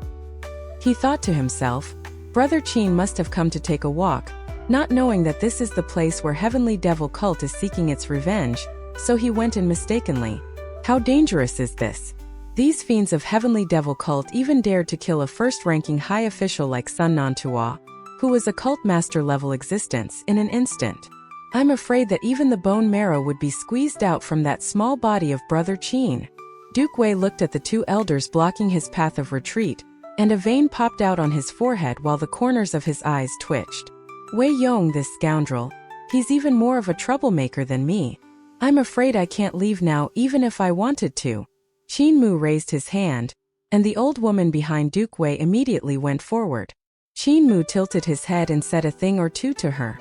That old woman returned with a grin. Duke Wei, little brother from the Wei family, please take a seat inside. The corners of Duke Wei's eyes twitched, and he took a long look at Qin Mu before taking in a deep breath. Let us go in.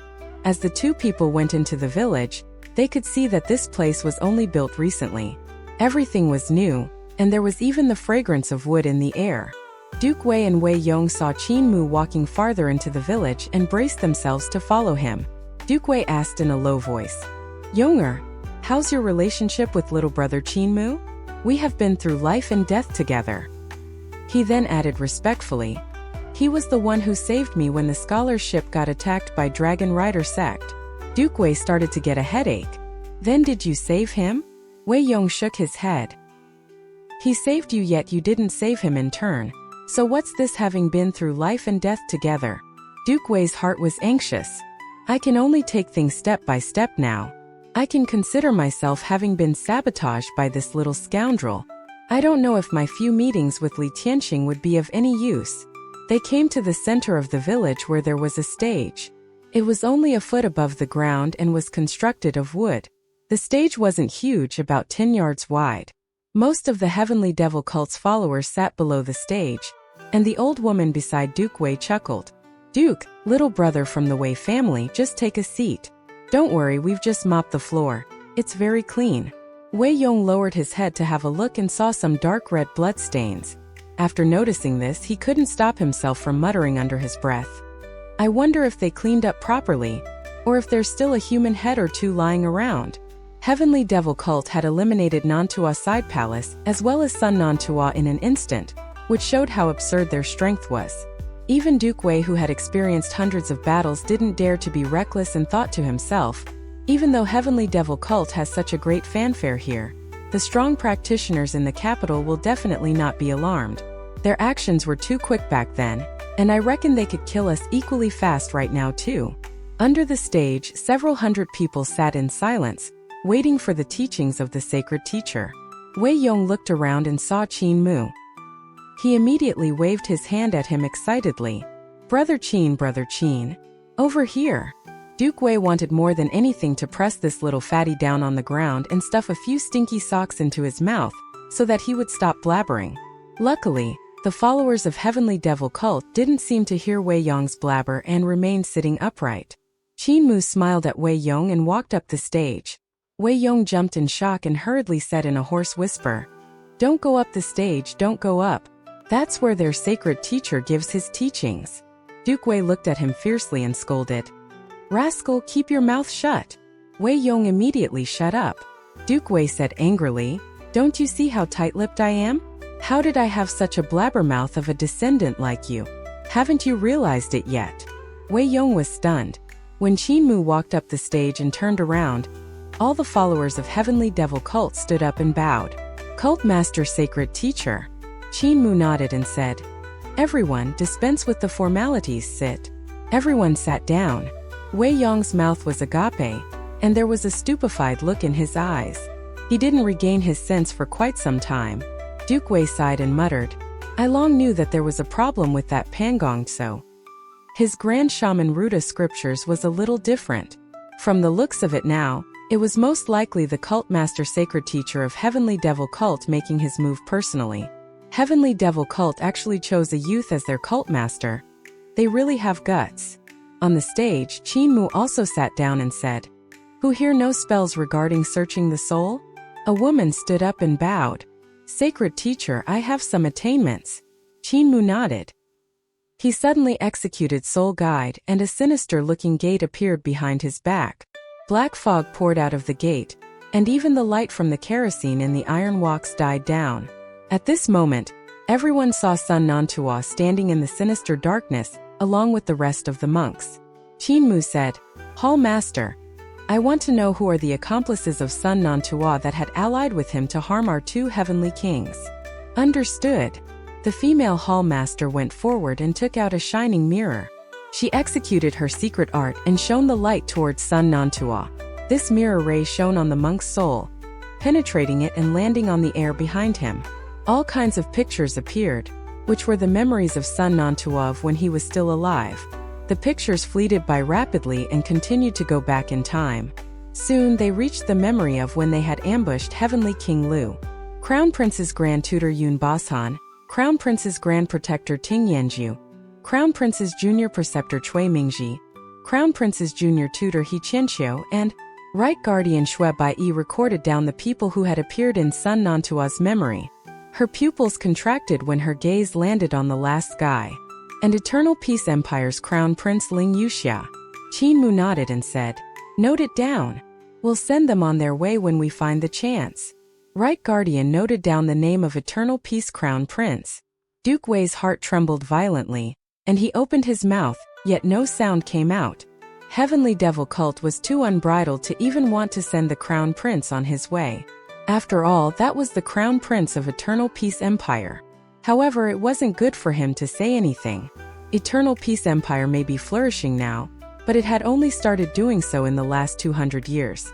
Eternal Peace Empire only rose in power when Eternal Peace Imperial Preceptor had risen. Heavenly Devil Cult was instead a true behemoth that had existed from the ancient times. It had a long history and had been through the prosperity of countless countries as well as the change of dynasties. What happened was not only a deep hatred that was born from the death of their heavenly kings, but also a great humiliation, so this revenge had to be taken. Now that Duke Wei was in a precarious situation himself, how could he speak for the Crown Prince? That female hallmaster continued to look back into Sun Nantua's memories and searched all the way until they had ambushed Heavenly King Qian. Other than the ones named, there was an additional person during the attack, Crown Prince's Junior Protector Master Rua Piao. Crown Prince's Junior Protector of this generation wasn't Gu Linwan. Because he had been missing for 200 years, the position of Crown Prince's Junior Protector was given by the Emperor to Master Rua Piao. He was from Buddhism, and his religious name was Rua Piao. Yun Bashan and Cui Mingji were both cult master level existences that came from Taoism. Ting Yanju and He Qianqiu were both from influential families that had followed great ancestor emperor to conquer the world. These 5 people, including the already dead Sun Nantua, belonged to the Crown Prince's faction. They had all been teachers of the Crown Prince. Among the 16 first-ranking high officials, there were 6 in the Crown Prince's faction. "Note down Master Rua Piao's name," Qinmu said. "It's almost New Year's now, so let's let them have a peaceful celebration and eat their last New Year's Eve's family dinner."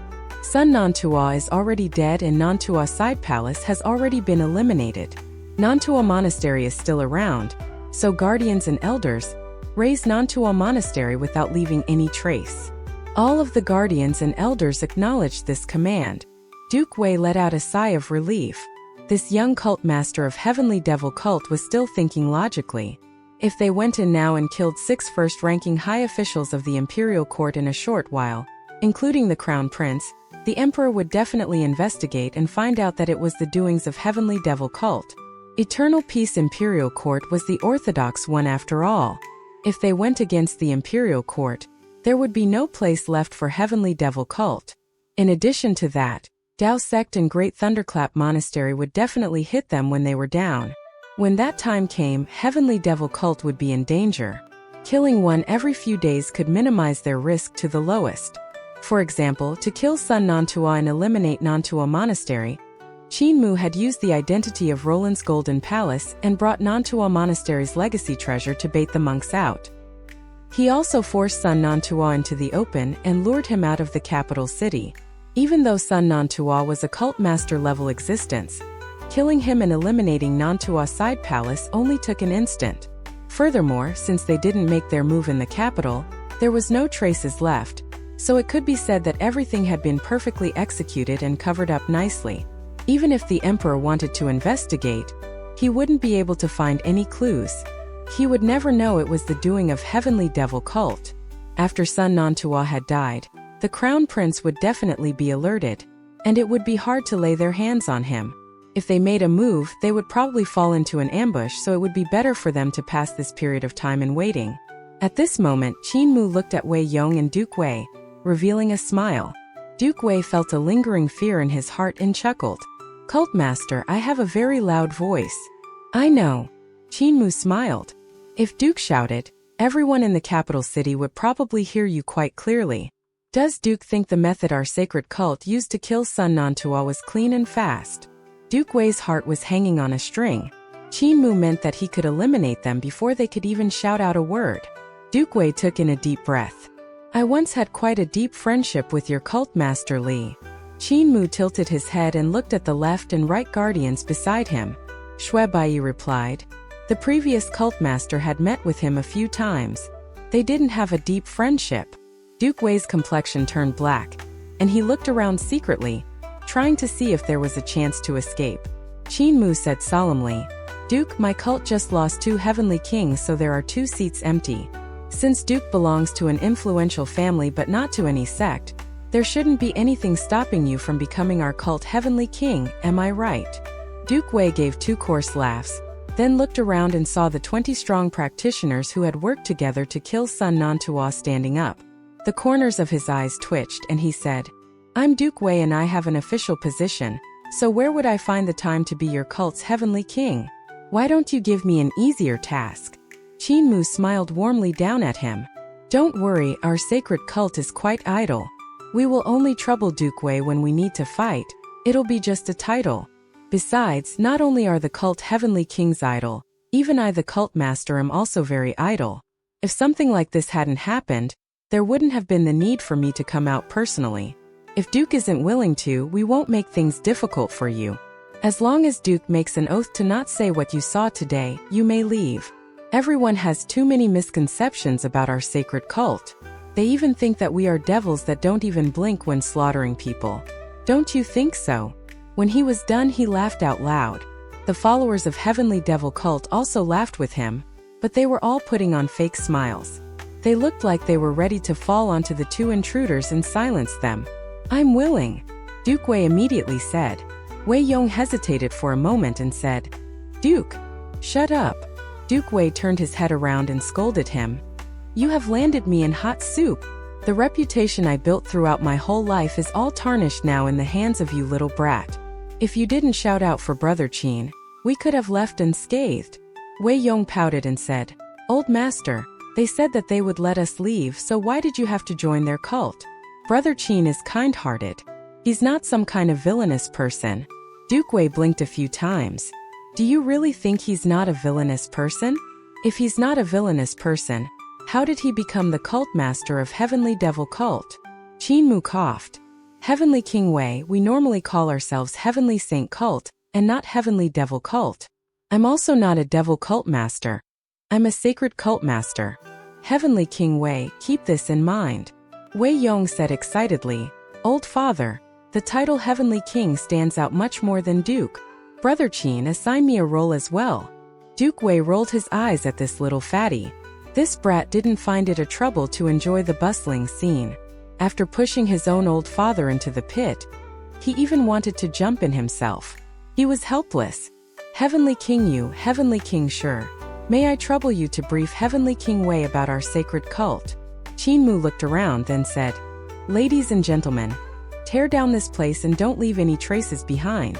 Wei Yong and Duke Wei immediately rose and saw figures flashing by.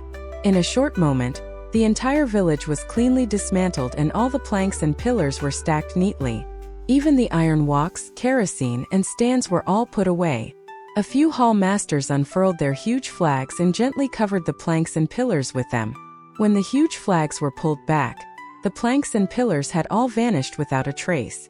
Couple more hall masters covered up the corpses of the Nantua Monastery's monks, and when the huge flags were pulled off, the bodies had disappeared as well. Some other hall masters were shoveling a hectare or so of land and sending it into Mud River, to be washed away by the strong currents. Many things were cleanly executed in a short while, and soon no one would be able to tell that a bustling night market had once existed here. Qin said, "Disperse." The few hundred hall masters and guardians bowed to him. Some used huge flags and disappeared with a sweep, some covered themselves with their clothing and left, others blended into the darkness or drummed on their flower drum to leave. A few more pushed away their single-wheel carts, and soon, this place was no longer the bustling place it was before. It had sunk into pitch-black darkness, and only Qin, Wei Yong Duke, and the two heavenly kings were left. There were lights farther away. They were the ones that belonged to the real night market outside the city gate. Qin rose to leave, leaving the four people behind. Duke Wei has just joined the cult, so Heavenly King Yu and Heavenly King Sure had to talk to him about the rules of Heavenly Devil Cult, so as to prevent any blunders.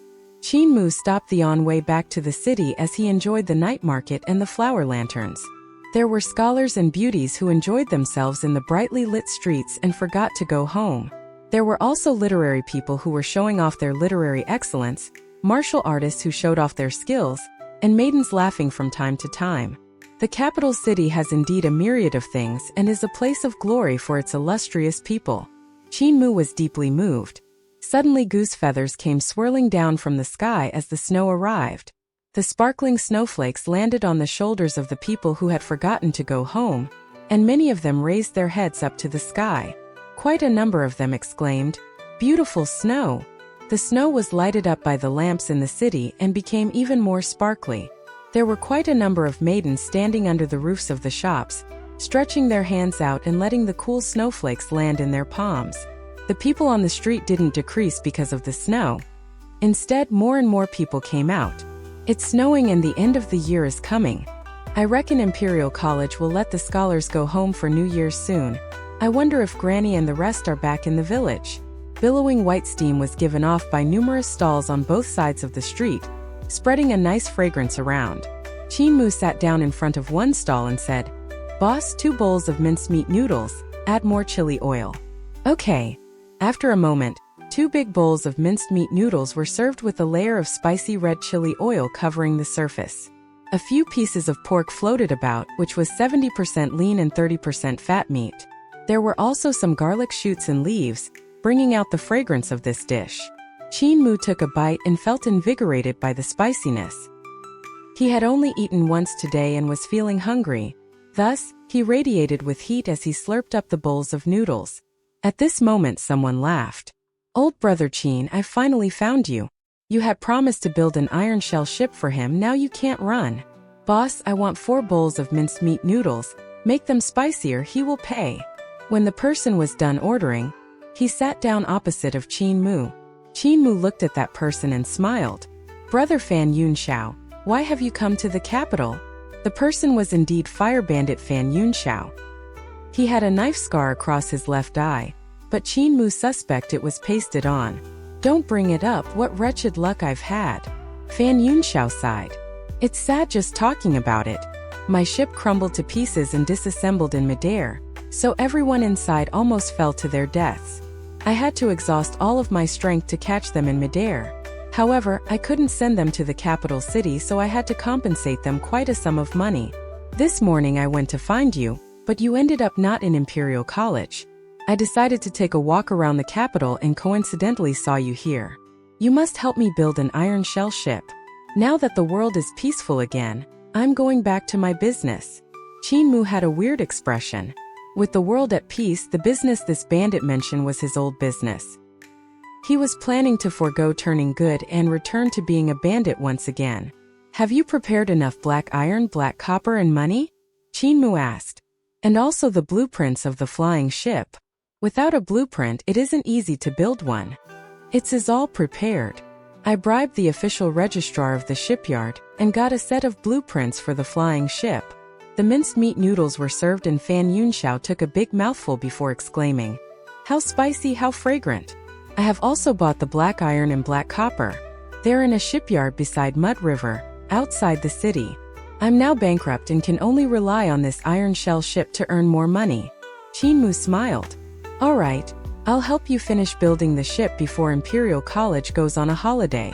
You can come to find me tomorrow." When he was done, He took out a great abundance coin and handed it to the noodle stall owner. That man used a towel to wipe his hand before smiling over at Qing Mu. "Guess I don't have the change for this. Do you have any change?" 6 bowls of noodles only need 31. "There's no need for change," Qing Mu said and left.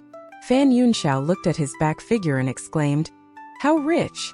Qing Mu was still confused about the value of a great abundance coin, so he didn't know how much it was worth. When he comes out for a meal, even the most expensive restaurant only cost over a dozen great abundance coins for a whole spread of delicacies using the best ingredients. As for an ordinary roadside stall like this, the owner would be deeply grateful for a great abundance coin. The next day, Fan Yunxiao came to Imperial College. Qin Mu brought Hulinger, the Dragon Qilin, and Dutian Devil King to the shipyard. There were quite a number of martial arts practitioners using true fire to smelt the black iron and true water to cool it down in this place, forging the pill furnace used for the flying ship. There were also those proficient in algebra that were measuring the sizes of the components and using vital qi to assemble them. There was also strong men forging and strong giants casting metal, as well as carpenters using sword qi to shave wood. The shipyard was very lively. Fan Yunxiao led them to a factory, and Qin Mu looked around. There were all kinds of wares over here. There was a great furnace used for smelting, irons and diamonds for forging, scaffoldings, wing wall with sliding rails, and also quite a number of black iron and black copper piled up at one corner. This factory was very huge and was big enough to store 6 to 7 ships properly. There was an official registrar waiting there, and he grumbled when he saw Fan Yunxiao. "Why are you here only now? I will only let you use this empty room for 10 days. Once they're over, I'm closing the factory down." Fan Yunxiao smiled and said, 10 days are enough." When he finished saying this, he stuffed a coin pouch into the other's hand. The official registrar weighed the coin pouch and said, "I'll close one eye for the next 10 days. Finish your ship quickly or else it'll be difficult for me when the supervisor comes." He then left the factory. Fan Yunxiao looked at Qin Mu and asked, "Old brother Qin, can you finish in 10 days? Qin Mu took a look at the blueprint and marked several changes before saying, "There'd be some difficulty if I was to do it alone. I'll need some helpers. My helpers and I will be building your iron shell ship here for the next few days, and you are not to enter the factory during that time. If you enter, you'll have to pay the price." Fan Yunxiao didn't understand what he meant but nodded nonetheless. "Don't worry, I'm not that curious of a person." Qin Mu nodded and chased him out of the factory. He then said to Hulinger, "Help me call a few people over and let them enter this place using the teleportation flag." Hulinger acknowledged and left immediately. After a while, Hulinger returned and said, "Young master, Nature Craft Hall Master and Carpentry Hall Master said they would hurry over as soon as possible." Just as she was saying that, 2 huge flags appeared out of thin air. Under each of them were 100 followers of Heavenly Devil Cult. Nature Craft Hall Master and Carpentry Hall Master had led everyone and come right over. Qin Mu handed the blueprint to the 2 Hall Masters and asked, "Can you do this in 10 days? The 2 Hall Masters looked at the blueprint several times, and Carpentry Hall Master asked, "Cult Master wants to build an iron shell ship? The firepower of the pill furnace must be fierce enough." Qin Mu smiled. "I have some attainments in forging and can make a pill furnace with a high firepower. However, the shipyard only allows us to stay here for 10 days, so it'll be slightly rushed. We have to finish it in 10 days. Are you guys confident in doing it?" The Hall Masters of Nature Craft and Carpentry looked each other in the eyes and asked, "How many ships does Cult Master want to make? With our 2 halls working together, we can build 5 flying ships in 10 days. We can't do any more than that." Qin Mu was startled and muttered to himself irresolutely, "There's not enough black iron and black copper to build 5 flying ships. We have enough materials in our Carpentry Hall and Nature Craft Hall." Qin Mu's eyes lighted up and he smiled. "Then we'll build 5. The 2 Hall Masters immediately left to take care of the materials. 5 days later, Fan Yunxiao came by a few times, but he never dared to enter the factory. It sounded like a few hundred people forging at the same time, and he wanted to go check in on the situation, but when he thought of Qin Mu's words, he didn't dare to do so. Snow had been falling heavily for the last 2-3 days, so lots of it had accumulated on the ground. The Sky Supervising Department led a group of divine arts practitioners above to melt the snow clouds to disperse the heavy snow. However, the snow outside the capital city was still very heavy. Fan Yunxiao's curiosity grew heavier, and his ears twitched as he scratched his cheek in anxiousness. Another 2 days passed and Fan Yunxiao could resist no longer, thinking to himself, there should be no harm in sneaking a look, right? He pushed open the gate to the factory and put his head in to have a look. Suddenly, an 8-armed and 4-faced devil god appeared in front of his eyes and grabbed his neck. Brat, how dare you peek? Fan Yunxiao immediately cried out, Old brother Qin, it's me, it's me. In the factory, over 200 heavenly devil cult's followers looked towards the source of the sound, their gazes landing on the troublemaker. They then turned their heads towards Qin Mu. Cult master, this man. Fan Yunxiao jumped in shock when he saw everyone. When he saw the clothing of these people, his expression changed and he cried out, Heavenly devil cult. I saw nothing. I'm a blind man, where is this place, why am I here? Qin Mu was creating the pill furnaces when he heard the commotion. He then instructed the 2 hall masters, continue building, I'll handle this. Fan Yunxiao didn't dare to retaliate after being grabbed by the 8-armed and 4-faced devil god, who had a dragon Qilin by its side. With a smile he said, Old brother Qin, I had wandered in here without paying any attention, I didn't see anything. Brother Fan, I told you not to come in and take a look. Now you have placed me in a very difficult situation. Qin Mu raised up 2 fingers and said with a smile, 2 choices. You are not new to the martial world, you should know what those 2 choices are. I'm in. Fan Yunxiao immediately said, From today onwards, I'm part of the sacred cult. Qin Mu laughed out loud and made Dutian Devil King place him down. From today onwards, we're brothers. In Crown Prince Side Palace, a middle-aged man who looked like a scholar hurried over to Eternal Peace Crown Prince's side. Your Highness, the Grand Preceptor has really died. There is not one monk that can be found in Nantua Monastery, so I reckon they had met with a treacherous assault. Yesterday, Abundance Prefecture had also sent news that Nantua Monastery was eliminated. The emperor was angered and sent people to investigate, but no trace of the perpetrators was found. The people only said that it was the doing of Roland's Golden Palace, so the emperor has an inclination to send troops beyond the Great Wall after New Year's. Eternal Peace Crown Prince had a grim look as he rose. Can't find any trace of them? I'm afraid it's because Father doesn't want to investigate, right? This was clearly the doing of Heavenly Devil Cult. Only Heavenly Devil Cult, the head of the devil, could execute such a secretive operation. They lost 2 of their heavenly kings, so they naturally wanted revenge. You shall head to Great Thunderclap Monastery and ask for an audience with Old Rulai. I want to know who exactly is the new cult master of Heavenly Devil Cult. With his hands behind his back he added coldly, Nantua Monastery is also part of Buddhism path, so Old Rulai won't sit back and do nothing. Even though Grand Preceptor is dead, we can't lose our connections with Great Thunderclap Monastery. Old Rulai isn't satisfied with Imperial Preceptor, so he will definitely be glad to help.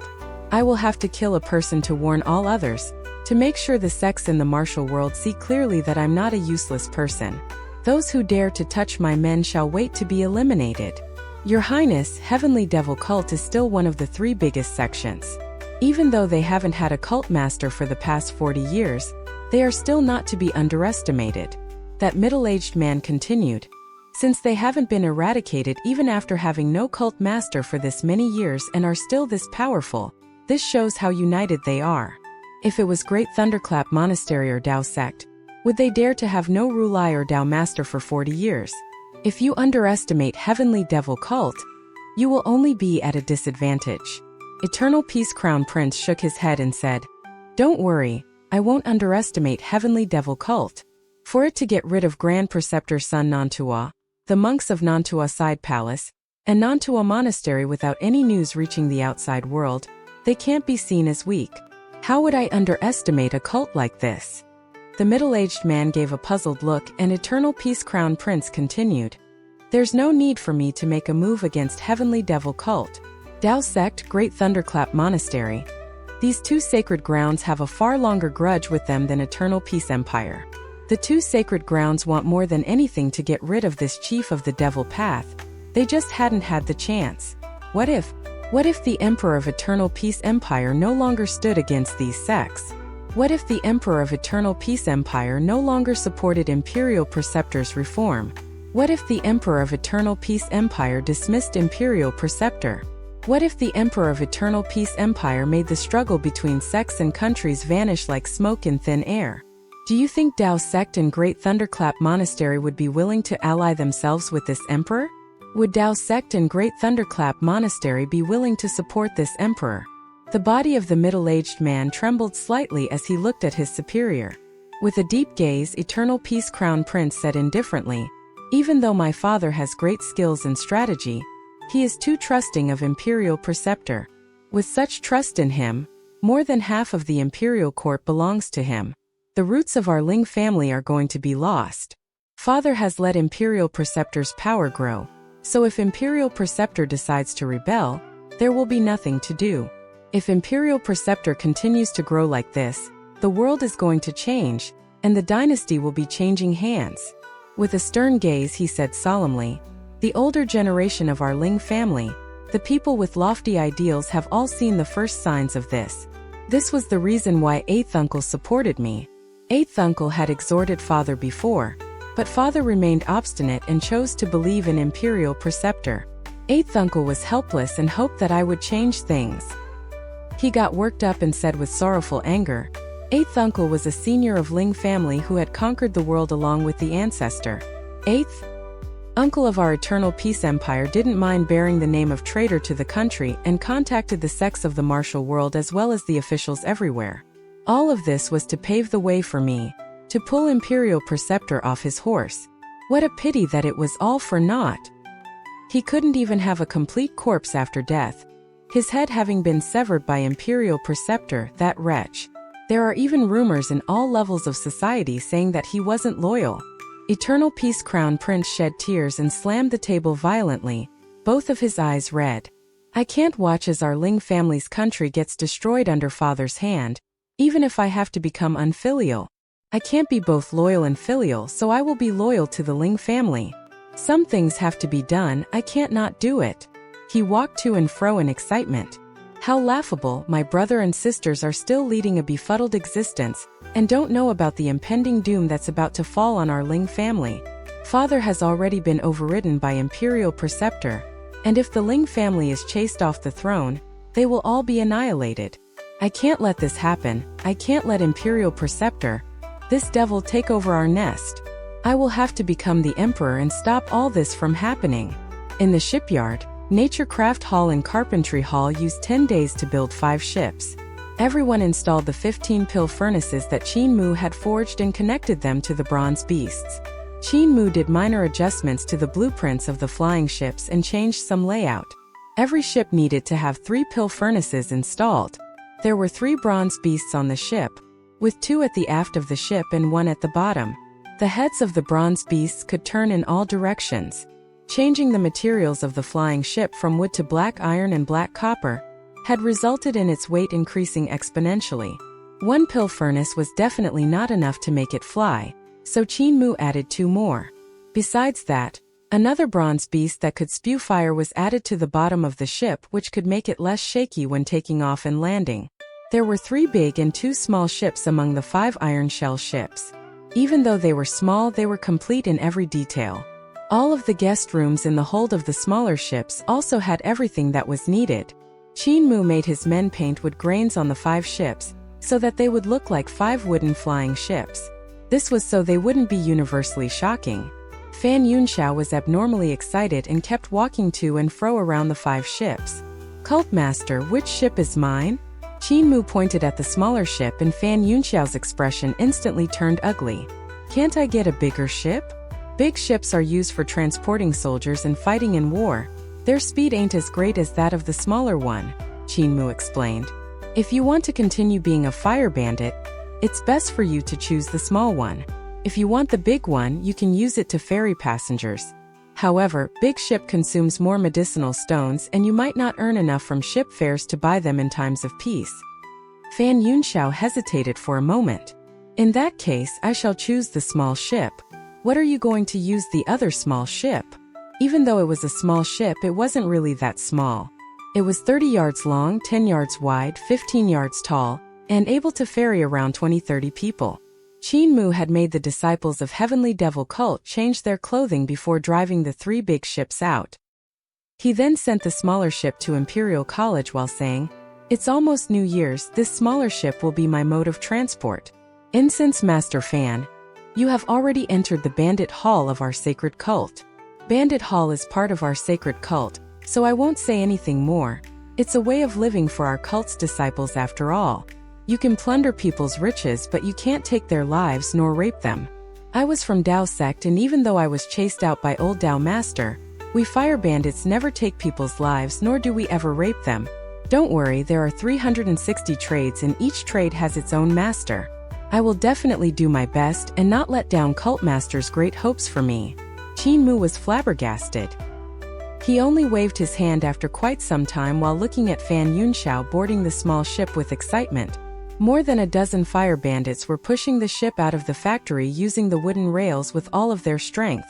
The snow outside had already stopped, but with the cold weather, there were few people in the shipyard. Fan Yunxiao shouted, "Light up the furnace, we're taking off. This ship will be our new cloud-chasing pirate ship.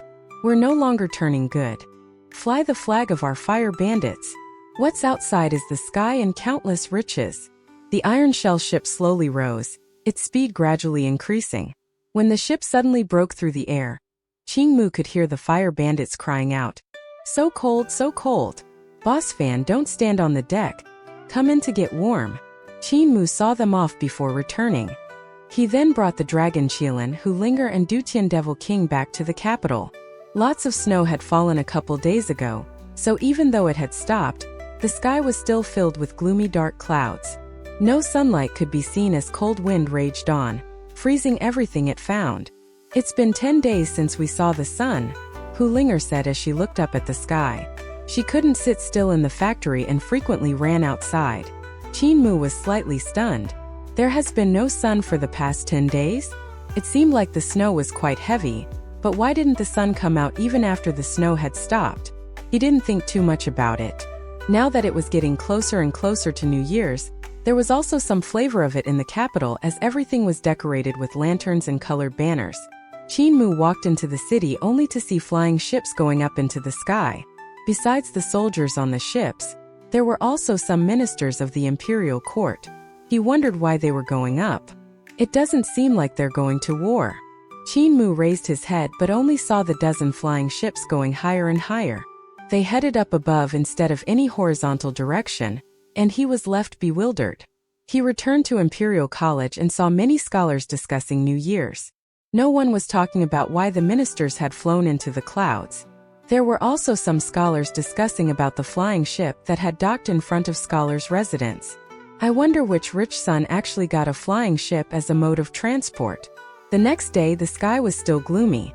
Gu Linwan gathered all the scholars of Imperial College and announced, "The Emperor has called a holiday for the New Year's, so you can now all return home."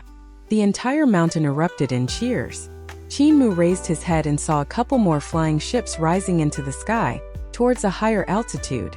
Meanwhile, cloud-chasing pirate ship Fan Yunxiao stood at the bow while trembling and picking the icicle hanging from his nose as he looked down. "Second brother, where are we now?" A fire bandit looked down and distinguished the terrain before saying, "We have already reached Li River." "Why is snowing over Li River as well?" Fan Yunxiao was astonished. Pointing at the mountains blanketed in white, he said, "That's not right. Li River is situated at the southernmost border of the southern borders. Even when it's heavy winter, it would usually be bare. Why has the snow covered even this place this year?" Most of the fire bandits came up from the hold of the ship and looked down, clicking their tongues in wonder. Suddenly Fan Yunxiao's expression changed slightly, and he hurriedly asked, "We're over thousands of miles away from the capital city, right? Yet have any of you seen the sun?" The dozen of bandits looked at one another and all shook their heads. Fan Yunxiao took a cold breath and looked at the gloomy cloud in the sky while muttering, "A cloud that covers a radius of a few thousand miles. Could this F*** be an ordinary cloud? And this snow, even the southern border is under it.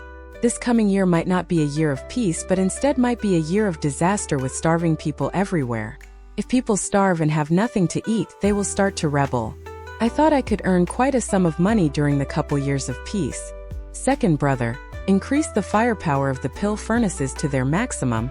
Let us continue heading south. Over 2 hours later, cloud-chasing pirate ship had flown out of the southern border and into the sky above the southern sea. Suddenly, a bright light in front of them dazzled their eyes, and when they flew over there, they were met with the light of a blazing sun shining freely, illuminating the surface of the sea like it was a sapphire. Fan Yunxiao turned his head back to have a look and sucked in a deep breath. An incomparably ginormous gloomy cloud shrouded the entire territory of Eternal Peace Empire.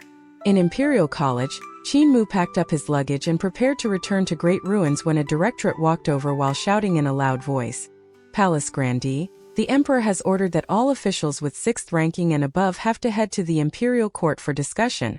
Anyone who does otherwise will be punished. Qin Mu placed his luggage down and said to Hu Linger, "You guys shall remain here for now, I'll go to the palace and take a look." It was his first time attending the Imperial Court, and when he came to the Imperial Court Hall, there was already a vast crowd there. Thousands of officials had squeezed in. Luckily, the Emperor's audience hall was huge enough to accommodate these many people. Emperor Yanfeng sat on the throne in the audience hall and had a worried look on his face. He would ask time and time again, "Is Imperial Preceptor here?" When he heard that Eternal Peace Imperial Preceptor had yet to come, the worried look on Emperor Yanfeng's face grew even heavier. After some time, Emperor Yanfeng cleared his throat and said in a resounding voice, "No need to wait for Imperial Preceptor anymore. My dear ministers, it's been over 10 days since you have last seen the sun. Is that right? I too have not seen the sun for over 10 days, and not only me, the entire Eternal Peace Empire had not seen the sun for over 10 days. I received memorials from officials all over the world that snow is falling everywhere. From the northern desert to the southern sky, from Sunrise Island in the east to Secret Waters Pass in the west, lots of snow fell, 6 to 7 days worth of it." The Emperor stood up from the dragon throne and pointed upwards with his trembling finger. "A cloud has covered the entire territory of our Eternal Peace Empire." When he said it, the hall began to buzz with discussions. It was almost impossible for something like the single cloud covering the entire Eternal Peace Empire to happen, yet it did. Eternal Peace Empire had a broad territory spanning 90,000 miles from east to west and 80,000 miles from north to south. Now that the entire territory was under snow, and even for 6-7 continuous days, it was something that should have been impossible.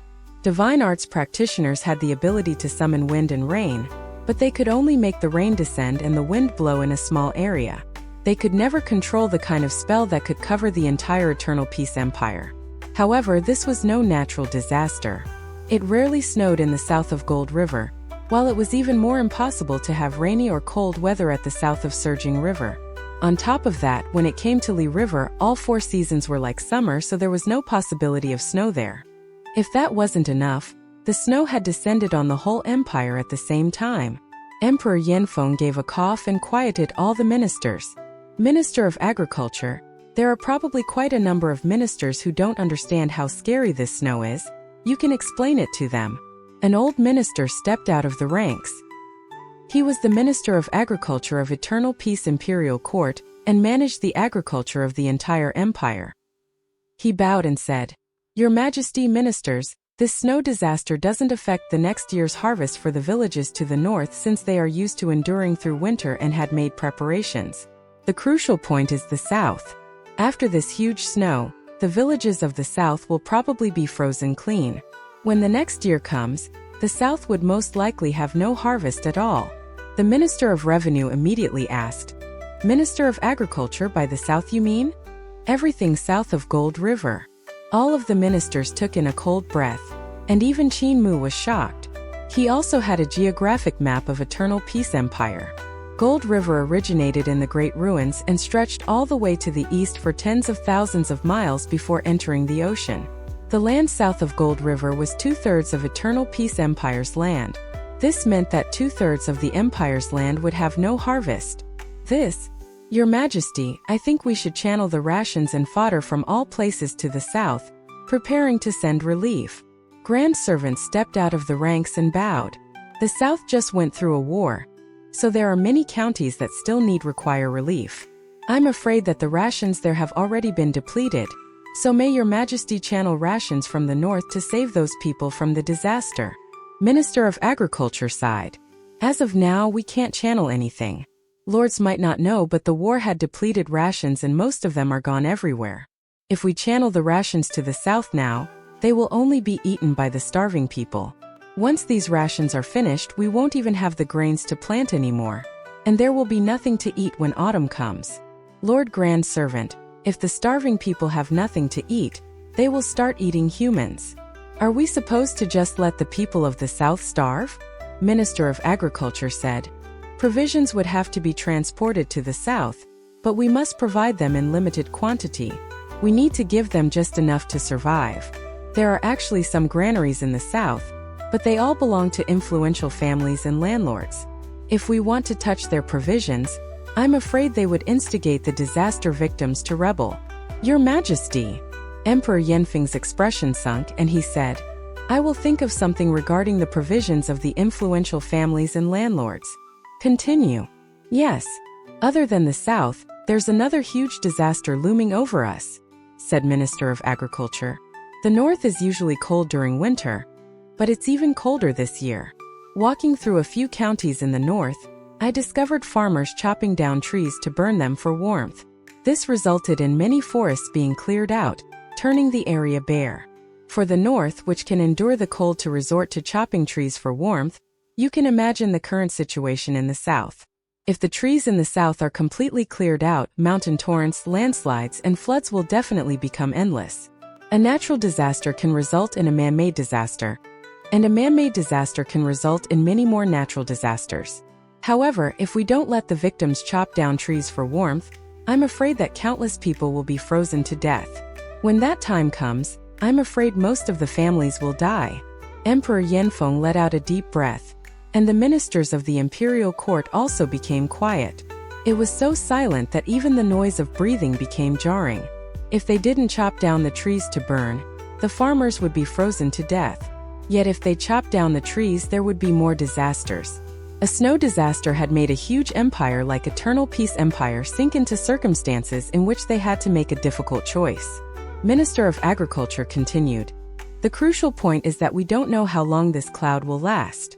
If the gloomy cloud disperses in a few days, we can minimize the damage to the lowest. But if it doesn't, the empire will be in danger. I understand. Emperor Yanfeng leaned back, looking powerless. Now, my dear ministers, do you understand how dangerous the situation is, right? Lately, some renegades rebelled, but I was still unworried and didn't pay any attention to it. I knew nothing would come out from what they were doing, and they would be eradicated by Imperial Preceptor and my dear ministers. However, this snow disaster and this cloud is going to break our Eternal Peace's fate. Dear ministers, do you have a way to solve this? All of the civil and military ministers fell silent. Even with their remarkable abilities, they couldn't blow away the cloud or melt the snow. Emperor Yanfeng looked at his ministers and felt angry and anxious in his heart. Snow, a single cloud, were they going to tear this empire apart, destroy their 100 years of effort? A civil official said. I think this is because Imperial Preceptor's reform has angered the heaven. Emperor Yanfeng burst into anger. Drag him out and execute him. That civil official immediately knelt down and cried out with all his might. Your Majesty, heaven has its heavenly law, and Imperial Preceptor's reform is going to change the heavenly law, so heaven is angered. People will suffer from the anger of heaven, unable to do anything about it, Your Majesty. Men. Emperor Yanfeng was infuriated. A disaster is upon our empire and you're still eager to delude people with lies. If he's not executed now, will I have to do it myself? The guards inside the emperor's audience hall dragged that civil official away. The cries of the man gradually moved farther away. Emperor Yanfeng paced around anxiously, suppressing his anger. I want ministers that are able to work and are not useless puppets that only know how to slander. This reform is what I want and not what Imperial Preceptor wants. If heaven is angered, then it should be angry at me and make me suffer. Imperial Preceptor is a capable minister. Not to say 500 years, it is even rare to find someone like him within 1 to 2,000 years. You all shall think of a solution for me. If you can't think of anything, There's no need for any of you to go home, and no need for you to celebrate New Year's. Your Majesty, why not store the cloud away? A voice asked from the audience hall. Since you can't chase it away, why not just store it away? All of the ministers looked over at the speaker, and Emperor Yanfeng's gaze also moved on him. So it's Palace Grandee. What great idea does Palace Grandee have? Why not share it with all of us? Qinmu said, I have seen treasures like the fire bottle gourds in the army which the soldiers used to store their true fire. When it comes time to battle, they would release the fire stored inside. When Hall of Supreme Healing slipped up in refining medicine and paralyzed the entire Imperial College, the former Grand Chancellor had used a bottle gourd to store away the anesthesia to save Imperial College. I was thinking if we could use treasures like the bottle gourd to also store away this dark cloud. Emperor Yanfeng looked at General of Heavenly Strategies and asked, General Qin, do you think this can work? General of Heavenly Strategies had the surname Qin and name Jian. He was the head of the generals and also the sect master of the influential Qin family in the capital city. He stepped out of his ranks and said, Your Majesty, what Palace Grandee suggested is plausible. However, there aren't this many fire bottle gourds in the army. The ones we use are wisteria bottle gourds which are handed to the Vermilion bird troops all around the world. There is a total of 1 million such bottles in the entire empire, and this amount would only be enough to store away one province worth of dark cloud. With so many provinces in the empire, it isn't possible to rely solely on the fire bottle gourds from the army. Qinmu then spoke up. Even though there aren't many bottle gourds in the army, the empire has many officials that cultivate spells and influential families with powerful people. There are numerous strong practitioners in the imperial court as well, and with a decree from your Majesty, you could order all them to create treasures to store away the dark cloud in the sky. With so many people, the county magistrates, young magistrates, and magistrates who are also strong practitioners could take responsibility for the area under their jurisdiction. With the strong practitioners of the army going to help out in each and every area, we could expect to mostly get rid of the dark cloud. Emperor Yanfeng pondered it for a moment. There would be some difficulty in mobilizing the divine arts practitioners of the entire empire to get rid of the cloud. There are some wandering divine arts practitioners in the martial world who don't listen to the orders of the imperial court. Therefore, we will need your Majesty to do it yourself, showing an example to the whole world, said Qinmu. If your Majesty leaves the capital and goes to each province to store away the dark cloud, the people will naturally follow suit. Most of the civil and military officials looked at one another. If the emperor left the capital to store away the dark cloud, the remnants of the sects would probably take advantage of this to assassinate him, since their rebellion had just been quelled. Eternal Peace Imperial Preceptor went to great ruins for battle and got ambushed, which resulted in him returning in failure. If the emperor was to leave the capital, he would definitely have to suffer all kinds of assassination attempts. Just as everyone was about to say something, Emperor Yanfeng's eyes lighted up and he smiled. Right. Minister Qin, do you have any other ideas to handle this snow disaster? The snow disaster is already here, and I'm helpless to do anything. Qinmu said, I've heard of a sentence once. The path of a saint is not different than the one of a common person.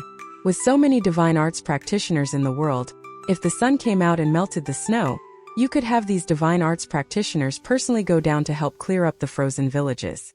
They could help plant the grains again, and there might even be harvest next year. If there's no wind, we can invite the divine arts practitioners to send wind. If weeds grow, invite divine arts practitioners to remove the weeds. If there is insect damage, invite divine arts practitioners to remove the insects. If there is frost damage, invite divine arts practitioners to use fire to get rid of the frost. Your Majesty, these are words of the devil. A civil official stepped out from the ranks while trembling with anger. Your Majesty, what Palace Grandee said are words of the devil. This would damage the country and hurt the people. He should be executed on the spot. Emperor Yanfeng smiled. His sentences were very correct, so why are they words of the devil? Those aren't words that would damage the country and hurt the people, but instead they are good words that would heal the country and save the people. Your position is revoked. Go home and reflect on yourself. Minister Qin, what other good strategies do you have? Qinmu pondered and said, Your Majesty can also make Minister of Sky Supervision watch the weather of all area. During flood years, we can store the rainwater into spirit treasures like the bottle gourds. During years of hurricane, we can store the winds inside spirit treasures. We can store tornadoes, hails, lightning, all of them for our own usage. If we meet with years of drought, we can release the rain, and if we fight with other countries, we can release the hails, snow, lightning, and tornadoes. This way we could deal with our own weather and attack the enemy countries. The snow disaster just now came close to destroying such a glorious empire like eternal peace, so if this kind of meteorological divine art was used on an enemy country, which one would be able to withstand it? Your Majesty, controlling the meteorology is defying the heavenly laws. These are words of the devil. Another civil official stepped out of the ranks and kowtowed repeatedly until his head bled. These are words of a true devil and will really destroy our empire. Your Majesty, please quickly kill this demon of the devil path. You're removed from your position. Emperor Yanfeng waved his hand and smiled. If you don't have any ideas, don't spout rubbish and slander Palace Grandee. What's the point of me giving you a high salary every month? This snow cloud is the one destroying our empire. Men drag him out. Palace Grandee, talk is easy, action is hard. You shall follow me for the disaster relief.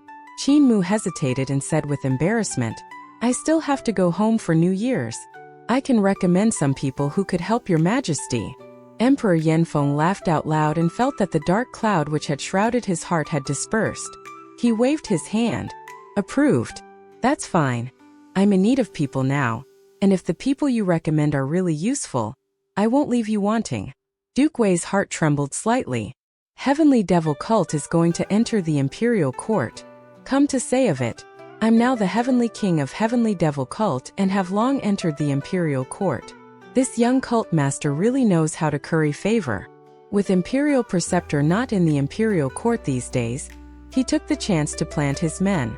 If Imperial Preceptor were to stay away for a few years, I'm afraid even the Emperor would become part of Heavenly Devil Cult. Where exactly did Imperial Preceptor go? He went on such a long tour with his wife and doesn't even bother to come back when such a huge thing has happened.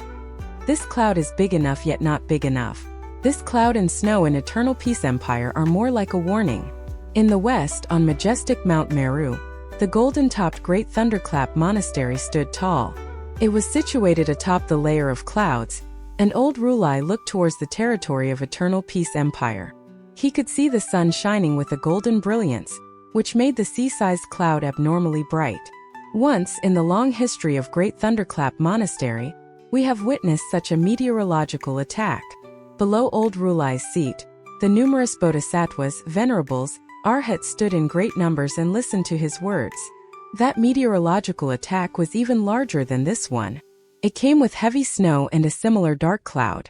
The people had no way to make a living, which resulted in natural disasters year after year, and only God knows how many people died. Venerable Ku, go and fetch the Emptiness Era Morning Emperor scriptures from the depository of Buddhist texts and flip it to the 1367th page. A monk with a worried frown stood up and went away. After a moment, this Venerable Ku carried over a thick scripture and flipped to the page which old Rulai had mentioned. Emptiness Era, Morning Emperor Year 6420. Changes in the meteorological phenomenon. Snow fell for 30 days. Cloud covered 80,000 miles. No sun could be seen. Starving people were everywhere. Bandits rose in all places, and Morning Emperor ordered the gods and dragon kings to get rid of them. Morning Emperor Year 6430. Meteors descended from the sky. Meteor shower was like a flood. Volcanoes erupted in tens of thousands. The earth trembled, and 1,000 of fissures opened up, drying up the rivers. The ocean was emptied. The next year the sun disappeared. There was no light from the two heavenly bodies. Behind old Rulai, the hearts of Teacher Poor and the rest trembled heavily as they cried out, Rulai, this is great ruins. Old Rulai turned his head back and looked towards the vast uncivilized territory behind Mount Meru. This ancient scroll records the last moments of the divine kingdom of great ruins. The heavy snow and the dark cloud were merely the first warnings. However, the warning now is much earlier than I expected. Earlier and lighter. It seems like Eternal Peace Empire's doings have caught the eyes of the ones above. Teacher Poor, True Lord Tian, and the rest were blown back, and they muttered, Great ruins. If the emperor wants to quell this disaster, the only way is to stop the reform immediately and surrender himself, begging forgiveness from heaven and his people. Old Rulai looked away with a deep gaze. Otherwise, this snow disaster will only be the start. There would be even more terrifying meteorological phenomenon following after. And they will no longer be just snow and a dark cloud. They'll consist of meteor showers, volcano eruptions, dried up rivers and oceans, the vanishing of the sun and the moon. This is the wrath of heaven, the anger of heaven that the people have to bear. This is too much. Rulai, Eternal Peace Crown Prince, has sent a person to seek an audience with you. Old Rulai was slightly stunned, then he smiled. This Highness has still come to find me. Invite him forward. At your command. Old Rulai smiled at the monks surrounding him and said, His Highness is quite extraordinary, and he might even be the savior of the world. The emperor might be obstinately clinging to his course, but the crown prince is not the same. His envoy should be worth meeting. Dao Sec's Kunlun Jade Void Mountain was called Jade Void Paradise, and was like a world unto itself. The 4 seasons on the mountain were like spring and seemed like a sacred ground for immortals. It was no inferior to Mount Meru. The cloud covering eternal peace is a serious yet not overly dangerous warning. It is much more trivial compared to the destruction of great ruins, Old Dao Master said to the Taoists of Dao sect with a speed that was neither too fast nor too slow. Our Dao sect was against eternal peace empire's reform, not for our own personal gain, but for the Dao. That reform ruined too many rules and too many principles, so it was destined to fail. It's a pity eternal peace imperial preceptor's knowledge was too shallow, and he didn't understand the great terror that would descend. His gaze was deep, but he had an air of calmness as he said slowly, back then when eternal peace imperial preceptor was still young, he had come to Dao sect to meet me. I could see that he was out of the ordinary and had high expectations for him, so I had allowed him to browse through the legacy scriptures of our Dao sect, hoping he would have success in the future. As for sectarian bias, that was thrown to the back of my head. For such a talent, I naturally had to discard sectarian bias and groom him to the best of my ability. When he had become the imperial preceptor, my expectations turned into disappointment. Why? It's because Dao models itself after nature. Most of the experts of Dao sect sat and listened quietly. Dao models itself after nature, so we Daoists can summon the wind and the rain, but we can't change the wind and the rain, nor can we change the nature and the great Dao. I actually had no prejudice against Heavenly Devil cult. On the contrary, I still admire some of its doings. However, our paths are different. Why so? Dao Master shook his head. Dao originates from nature, yet Heavenly Devil cult wants to use the Dao to change the nature. This is the biggest difference between our Dao sect and Heavenly Devil cult. This is also the reason why Heavenly Devil cult is being referred to as the devil. Most of the Taoists of Dao sect were slightly shaken. Dan Yongzi said, I've observed the disciples of Heavenly Devil cult using spells to move the clouds and spread the rain. During periods of drought, they would make rainfall and collect money from the farmers. There were some people using drilling spells to create wells, solving the problem of having no drinking water. There were also people who would use true fire to smelt ores and retrieve the metal to forge farming equipment for sale. There were even some devil cult's disciples that collected money from farmers to hunt down demon beasts. Heavenly Devil cult is indeed going against the nature which Dao originates from, changing the nature. Dao Master said, using the path, skills, and divine arts for the common people is to change the nature, to destroy it. Changing the nature and destroying the nature is changing the great Dao and destroying the great Dao. Heavenly Devil cult's teachings are wrong, so they can only move into the devil path. Another of their teachings is to act straightforwardly, to follow the course of nature. This means to let one's desire run wild and do as you please. If this isn't what a devil does, then what is a devil? He sighed and said, Imperial Preceptor is too deeply influenced by Heavenly Devil cult, which is why he has used Heavenly Devil cult's ideology to run a country. The disasters that great ruins experience will also come to Eternal Peace Empire. This is the punishment of heaven, the calamity sent by heaven. Be that as it may, the people are innocent. Dao Master softened his tone then. You all shall go down the mountain. The punishment from heaven that the Emperor and Imperial Preceptor have invoked shall not be bore by the people. Go and help the commoners that are in trouble and save as many people as you can. When you save the people during your travel, you can also find youths with good foundation and continue adding more descendants to our Dao sect. At your command. The experts of Dao sect all went down the mountain. Dao Master looked up at the cloud above Eternal Peace Empire and sighed. This shouldn't be borne by the people. If Imperial Preceptor and the Emperor still obstinately persist in going about things the wrong way, my Dao sect will have no choice but to enter the secular world. Qin Mu contacted left and right guardians and passed down his decree. You shall assist the Emperor in sending disaster relief and storing away the dark cloud in the sky. You can send our disciples to the south to help get rid of the frozen crops and replant them. Many people will die in this snow disaster, so just do your best and save as many people as possible. Also, make sure that our disciples remain careful, since there will definitely be riots with such a disaster around. The world will certainly not remain at peace. At your command. Left Guardian Ning Daoqi hesitated for a moment, then said, Sacred Cult Master, what identity shall we assume to assist the Emperor? If the Emperor confers a title on us, shall we accept it? Qin Mu thought for a moment. Assist the Emperor with your own identities and with the power of the sacred cult. If the Emperor confers a title on you, just accept it. If the Emperor can tolerate Imperial Preceptor, he can tolerate us too. We are part of Eternal Peace Empire, so there's no need for paranoia. He paused for a moment, then added, even if the world is in chaos, the divine art practitioners who are used to being high at the top will definitely not be willing to become like our heavenly devil cult and serve the ordinary people, helping them in their need. Imperial Preceptor had once said that he killed a batch of contrarians, but he still couldn't kill all of them. After killing one batch, there would be another batch. I had thought Imperial Preceptor was joking, but it seems like it's true. Qin Mu raised his head and looked at the dark cloud in the sky and said with a smile that wasn't really a smile, this snow and the dark cloud have created a disaster that can destroy the country. Yet they are still thinking about what is devil-like and what is not. Not once did they think about helping the people. They're probably too used to being high at the top and think that helping the commoners is an insult to them. So it's the devil path. He shook his head.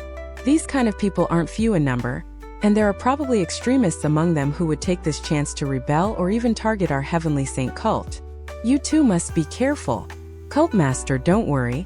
Our cult does not have an undeserved reputation for standing tall until now, not crumbling under the so-called orthodox path. The two guardians bowed and left. Qin Mu composed himself and raised his head to look at that dark cloud above Eternal Peace Empire before shaking his head and returning back to Imperial College. Hu Linger, Dragon Qilin, and Dutian Devil King were already waiting on the ship. Qin Mu said, we should buy some New Year's goods on the way back to the village. I'm afraid there might no longer be anything in Border Dragon City. With Eternal Peace Empire in such a precarious situation, I reckon there will be much fewer merchants over there.